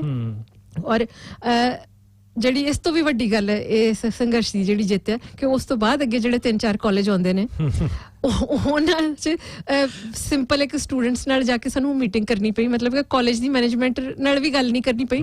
ਉਹ ਖੁਦ ਬਖੁਦ ਉਹ ਜਿੰਨੀਆਂ ਮੰਗਾਂ ਉਹ ਅਸੀਂ ਹਾਸਲ ਕੀਤੀਆਂ ਸੀ ਟੈਸਮਨ ਕਾਲਜ ਵਾਲੇ ਸੰਘਰਸ਼ 'ਚੋਂ, ਖੁਦ ਬਖੁਦ ਆਪੇ ਹੀ ਆਫਰ ਕਰ ਰਹੇ ਸੀਗੇ। ਉਹਦੇ ਵਿੱਚ ਮੈਂ ਕਿਹਾ ਐਸਪਾਇਰ ਆਉਂਦਾ ਆ, ਈਡਨਸ ਇੱਕ ਜਿਹੜਾ ਵੱਡਾ ਕਾਲਜ ਉਹ ਆਉਂਦਾ ਆ, ਇੱਕ ਦਾ ਸ਼ਾਇਦ ਹੋਰ ਵੀ ਹੈ। ਇੱਕ ਤਾਂ ਇਸ ਤਰ੍ਹਾਂ ਸੀਗਾ ਕਿ ਇੱਕ ਵਿਦਿਆਰਥੀ ਨੇ ਸਾਨੂੰ ਫੋਨ ਕੀਤਾ ਮਾਈਗ੍ਰੈਂਟ ਵਰਕਰ ਐਸੋਸੀਏਸ਼ਨ ਤੇ ਕਿ ਸਾਡੀ ਆਹ ਪ੍ਰੋਬਲਮ ਹੈ, ਤੋ ਕਾਲਜ ਨਾਲ ਕਹਿੰਦੇ ਸਾਡੀ ਮੀਟਿੰਗ ਹੋਈ ਹੈ। ਤੋ ਮੈਂ ਉਹਨਾਂ ਨੂੰ ਪੁੱਛਿਆ ਕਿ ਉਹ ਕੀ ਆਫਰ ਕਰ ਰਹੇ ਨੇ। ਉਹਨਾਂ ਨੇ ਉਹ ਸਾਰੀਆਂ ਚੀਜ਼ਾਂ ਗਿਣਾ ਦਿੱਤੀਆਂ ਜਿਹੜੀਆਂ ਟੈਸਮਨ ਦੇ ਸੰਘਰਸ਼ 'ਚ ਸਾਡੀਆਂ ਮੰਗਾਂ ਸੀ।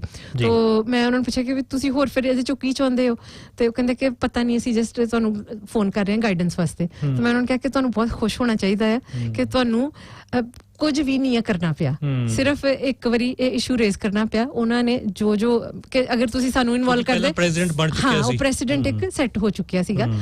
ਉਸ ਤੋਂ ਬਾਅਦ ਅੱਗੇ ਚੱਲ ਕੇ ਫਿਰ ਕਾਈਟ ਕਾਲਜ ਆਉਂਦਾ ਆ, ਉਹਨਾਂ ਨੂੰ ਥੋੜਾ ਜਿਹਾ ਵਿਚਾਰਿਆਂ ਨੂੰ ਲੜਾਈ ਲੜਨੀ ਪਈ।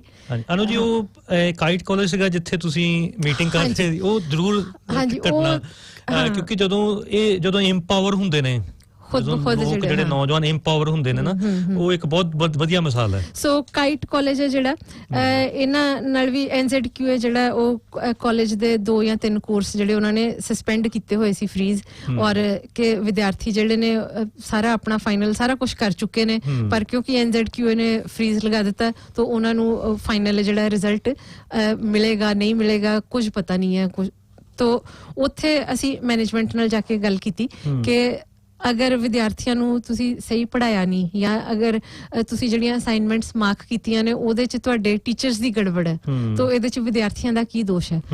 ਅਗਰ ਵਿਦਿਆਰਥੀਆਂ ਨੂੰ ਇਹ ਦੁਬਾਰਾ ਸਾਰਾ ਕਰਨਾ ਪੈਣਾ ਤਾਂ ਤੁਹਾਨੂੰ ਇਹਨਾਂ ਨੂੰ ਫੁੱਲੀ ਸਪੋਰਟ ਕਰਨਾ ਪਏਗਾ। ਤੁਸੀਂ ਦੁਬਾਰਾ ਇਹਨਾਂ ਕੋਲੋਂ ਫੀਸਾਂ ਨਹੀਂ ਲੈ ਸਕਦੇ, ਤੁਸੀਂ ਇਹ ਨਹੀਂ ਕਹਿ ਸਕਦੇ ਕਿ ਦੁਬਾਰਾ ਖੁਦ ਆਪਣੇ ਵੀਜ਼ੇ ਐਕਸਟੈਂਡ ਕਰਾਉਣ, ਤੁਹਾਡੀ ਇਹਦੇ 'ਚ ਪੂਰੀ ਸਪੋਰਟ ਚਾਹੀਦੀ ਹੈ। NZQA ਨੂੰ ਵੀ ਅਪਰੋਚ ਕੀਤਾ ਗਿਆ। ਸੋ ਸਾਡੀ ਉਹ ਮੇਰੇ ਖਿਆਲ ਇੱਕ ਮੀਟਿੰਗ ਹੋਈ ਮੈਨੇਜਮੈਂਟ ਨਾਲ, ਉਹਨਾਂ ਨੇ ਸਾਨੂੰ ਕੁਝ ਵਾਅਦੇ ਕੀਤੇ। ਤੋ ਉਹ ਹਫਤੇ 10 ਦਿਨ ਬਾਅਦ ਜਦੋਂ ਵਿਦਿਆਰਥੀਆਂ ਨੇ ਦੇਖਿਆ ਕਿ ਮੈਨੇਜਮੈਂਟ ਉਹ ਪੂਰੀ ਨਹੀਂ ਉਤਰ ਰਹੀ ਆਪਣੇ ਵਾਅਦਿਆਂ ਤੇ, ਉਹਨਾਂ ਨੇ ਦੁਬਾਰਾ ਸਾਨੂੰ ਕਾਲ ਕੀਤਾ, ਦੁਬਾਰਾ ਮੀਟਿੰਗ ਹੋਈ। ਉਹਦੇ ਵਿੱਚ ਵਿਦਿਆਰਥੀਆਂ ਦੇ ਵੀ 2 ਰਿਪਰੈਜ਼ੈਂਟੇਟਿਵ ਅੰਦਰ ਸਨ ਮੀਟਿੰਗ 'ਚ ਨਾਲ। ਮੈਂ ਦੱਸ ਰਹੀ, ਮੈਂ ਸੀ, ਸ਼ੇਰ ਸਿੰਘ ਸੀਗੇ, ਸਨੀ ਸਹਿਗਲ, 2 ਵਿਦਿਆਰਥੀ ਰਿਪਰੈਜ਼ੈਂਟੇਟਿਵ ਔਰ 2 ਜਾਂ 3 ਟੀਚਰ ਸੀਗੇ। ਤੋ ਅਸੀਂ ਅੰਦਰ ਬੈਠ ਕੇ ਮੀਟਿੰਗ ਕਰ ਰਹੇ ਹਾਂ। ਤੋ ਬਾਕੀ ਜਿਹੜਾ 30-40 ਵਿਦਿਆਰਥੀਆਂ ਦਾ ਗਰੁੱਪ ਹੈ ਉਹ ਬਾਹਰ ਖੜੇ ਨੇ। ਉਹਨਾਂ ਨਾਲ ਅਸੀਂ ਪਹਿਲਾਂ ਗੱਲਬਾਤ ਕਰ ਰਹੇ ਹਾਂ ਕਿ ਤੁਸੀਂ ਪੇਸ਼ੈਂਟਲੀ ਇੱਥੇ ਉਡੀਕੋ, ਅਸੀਂ ਮੀਟਿੰਗ ਖਤਮ ਕਰਕੇ ਬਾਹਰ ਆ ਕੇ ਤੁਹਾਨੂੰ ਅਪਡੇਟ ਕਰਦੇ ਹਾਂ। ਤੋ ਉਹ ਮੀਟਿੰਗ 10-15 ਮਿੰਟ ਹੀ ਚੱਲੀ ਹੋਏਗੀ। ਉਹ ਮਤਲਬ ਕਿ ਵਿਦਿਆਰਥੀਆਂ ਨੇ ਆਪ ਮੁਹਾਰੇ ਆਰਗੈਨਿਕਲੀ ਬਾਹਰ ਪ੍ਰੋਟੈਸਟ ਆਪੇ ਸ਼ੁਰੂ ਕਰ ਲਿਆ। ਮਤਲਬ ਕਿ ਨਾਰਿਆਂ ਦੀ ਆਵਾਜ਼ ਇੰਨੀ ਉੱਚੀ ਸੀਗੀ ਕਿ ਸਾਨੂੰ ਆਪਣੀ ਮੀਟਿੰਗ 5 ਮਿੰਟ ਲਈ ਹੋਲਡ ਕਰਕੇ ਮੈਨੂੰ ਬਾਹਰ ਆ ਕੇ ਉਹਨਾਂ ਨੂੰ ਕਹਿਣਾ ਪਿਆ ਕਿ ਠੀਕ ਹੈ, ਥੋੜੀ ਸ਼ਾਂਤੀ ਰੱਖੋ, ਸਾਨੂੰ ਮੀਟਿੰਗ ਕੰਪਲੀਟ ਕਰ ਲੈਣ ਦਿਓ, ਫਿਰ ਉਸ ਤੋਂ ਬਾਅਦ ਗੱਲ ਕਰਦੇ ਹਾਂ। ਸੋ ਇਹਦੇ 'ਚ ਜਿਹੜੀ ਤੁਸੀਂ ਇੰਪਾਵਰਮੈਂਟ ਦੀ ਗੱਲ ਕਰਦੇ ਹੋ ਭਾਰਤੀ ਜੀ, ਉਹ ਕੋਈ ਜ਼ਬਰਦਸਤੀ ਕਿਸੇ ਨੂੰ ਇੰਪਾਵਰ ਨਹੀਂ ਕਰ ਸਕਦਾ ਹੁੰਦਾ। ਜਦੋਂ ਖੁਦ ਕਿਸੇ ਤੇ ਬੀਤਦੀ ਹੈ ਜਾਂ ਖੁਦ ਕੋਈ ਦੇਖਦਾ ਆ ਕਿ ਅੱਛਾ ਇਹ ਨਾਇਨਸਾਫੀ ਹੋ ਰਹੀ ਹੈ, ਤਾਂ ਇਹਨੂੰ ਲੜਨ ਦੇ ਆ ਢੰਗ ਨੇ ਤੇ ਕਿਹੜੀ ਸਟੇਜ ਤੇ ਕਿਹੜਾ ਢੰਗ ਤਰੀਕਾ ਅਪਣਾਉਣਾ ਆ। ਸੋ ਉਹ ਅੰਦਰੋਂ ਹੀ ਕਿਸੇ ਦੇ ਚੀਜ਼ ਜਾਗੂਗੀ ਤੇ ਜਾਗੂਗੀ, ਅਸੀਂ ਜ਼ਬਰਦਸਤੀ ਨਹੀਂ ਕਿਸੇ ਨੂੰ ਉਹ ਕਰ ਸਕਦੇ ਹੁੰਦੇ ਇਸ ਤਰ੍ਹਾਂ। ਬਿਲਕੁਲ ਜੀ, ਬਿਲਕੁਲ। ਉਸ ਤੋਂ ਬਾਅਦ ਆਪਾਂ ਹਾਂਜੀ ਅਸੀਂ ਗੱਲ ਕਰ ਰਹੇ ਸੀਗੇ ਕਿ ਨੈਸ਼ਨਲ ਸਰਕਾਰ ਦੀ ਕਾਲਜ, ਹਾਂ, ਸੋ ਇਹ ਕਾਲਜ ਜਿਹੜੇ ਇੰਨੇ ਡੋਜੀ ਕਾਲਜ ਖੁੱਲਣ ਦਿੱਤੇ ਗਏ, PTEs ਜਿਨ੍ਹਾਂ ਨੂੰ ਕਿਹਾ, ਹੁਣ ਤੇ ਨਾਮ ਹੀ ਨਹੀਂ ਸੁਣਦੇ ਅਸੀਂ ਕਿਤੇ। ਸਾਲ 1.5 ਸਾਲ ਪਹਿਲਾਂ ਕਾਫੀ ਸਫਾਈ ਹੋਈ ਇਹਨਾਂ ਦੀ। ਤੋ ਅਨੇਕਾਂ ਹੀ ਕਾਲਜ ਖੋਲੇ ਗਏ ਔਰ ਕਾਫੀ ਸਾਰੇ ਉਹ ਕਾਲਜ ਇਸ ਤਰ੍ਹਾਂ ਦੇ ਸੀਗੇ ਕਿ ਸਿਰਫ ਉੱਥੇ 1 ਕਮਰਾ 2 ਕਮਰੇ ਨੇ, ਪੜ੍ਹਨ ਪੜ੍ਹਾਉਣ ਦਾ ਕੋਈ ਰੁਝਾਨ ਨਹੀਂ ਆ, ਜਸਟ ਸਟੂਡੈਂਟਾਂ ਨੂੰ ਵੀਜ਼ੇ ਲਵਾ ਕੇ ਦੇ ਦਿੱਤੇ ਆ, ਉਹਨਾਂ ਕੋਲੋਂ ਪੈਸੇ ਲੈ ਲਏ ਆ ਫੀਸਾਂ ਦੇ। ਉਸ ਤੋਂ ਬਾਅਦ ਕੌਣ ਪੜ੍ਹਾਉਂਦਾ ਤੇ ਕੌਣ ਪੜ੍ਹਦਾ ਆ? ਸਟੂਡੈਂਟਸ ਜਿਹੜੇ ਨੇ ਉਹ 20 ਆਵਰਸ ਟਾਈਮ ਉਹਨਾਂ ਨੂੰ ਕੰਮ ਕਰਨਾ ਅਲਾਉਡ ਹੈ, ਪਰ ਉਹ ਮਜਬੂਰੀ ਬਸ ਉਸ ਤੋਂ ਜ਼ਿਆਦਾ ਕਰਦੇ ਨੇ ਜਿਹੜੇ ਇੰਨੇ ਕਰਜ਼ੇ ਲੈ ਕੇ ਆਏ ਨੇ। ਮਤਲਬ ਉਹ ਸਾਰਾ ਇੱਕ ਹੈ ਹੀ ਰੈਕਟ ਜਾਂ ਸਕੈਮ ਸੀਗਾ ਕਿ ਇੱਥੇ ਕਿੱਦਾਂ ਲੈ ਕੇ ਆਉਣਾ ਲੋਕਾਂ ਨੂੰ। ਔਰ ਬਕਾਇਦਾ ਇਮੀਗ੍ਰੇਸ਼ਨ ਨਿਊਜ਼ੀਲੈਂਡ ਦੀ ਵੈਬਸਾਈਟ, ਐਜੂਕੇਸ਼ਨ ਨਿਊਜ਼ੀਲੈਂਡ ਦੀ ਵੈਬਸਾਈਟ, ਹੁਣ ਤਾਂ ਨਹੀਂ ਆ, 2-3 ਸਾਲ ਪਹਿਲਾਂ ਤੱਕ ਬਕਾਇਦਾ ਉੱਥੇ ਲਿਖਿਆ ਹੁੰਦਾ ਸੀਗਾ ਕਿ education can be a pathway to residency. ਹੁਣ ਜਦੋਂ ਤੱਕ ਜਿਹੜੀ ਤੁਹਾਡੀ ਐਜੂਕੇਸ਼ਨ ਉਹ ਠੀਕ ਨਹੀਂ ਹੋਊਗੀ, ਹਾਂ, ਰੈਜ਼ੀਡੈਂਸ ਕਿੱਦਾਂ ਮਿਲੂਗੀ ਨਾ। ਬਿਲਕੁਲ। ਸੋ ਤੁਸੀਂ ਇੱਕ ਜਿਹੜਾ ਇੱਕ ਸ਼ਬਦ ਵਰਤਿਆ ਜਾਂਦਾ ਪੰਜਾਬੀ 'ਚ, ਧੋਬੀ ਦਾ ਕੁੱਤਾ ਨਾ ਘਰ ਦਾ ਨਾ ਘਾਟ ਦਾ।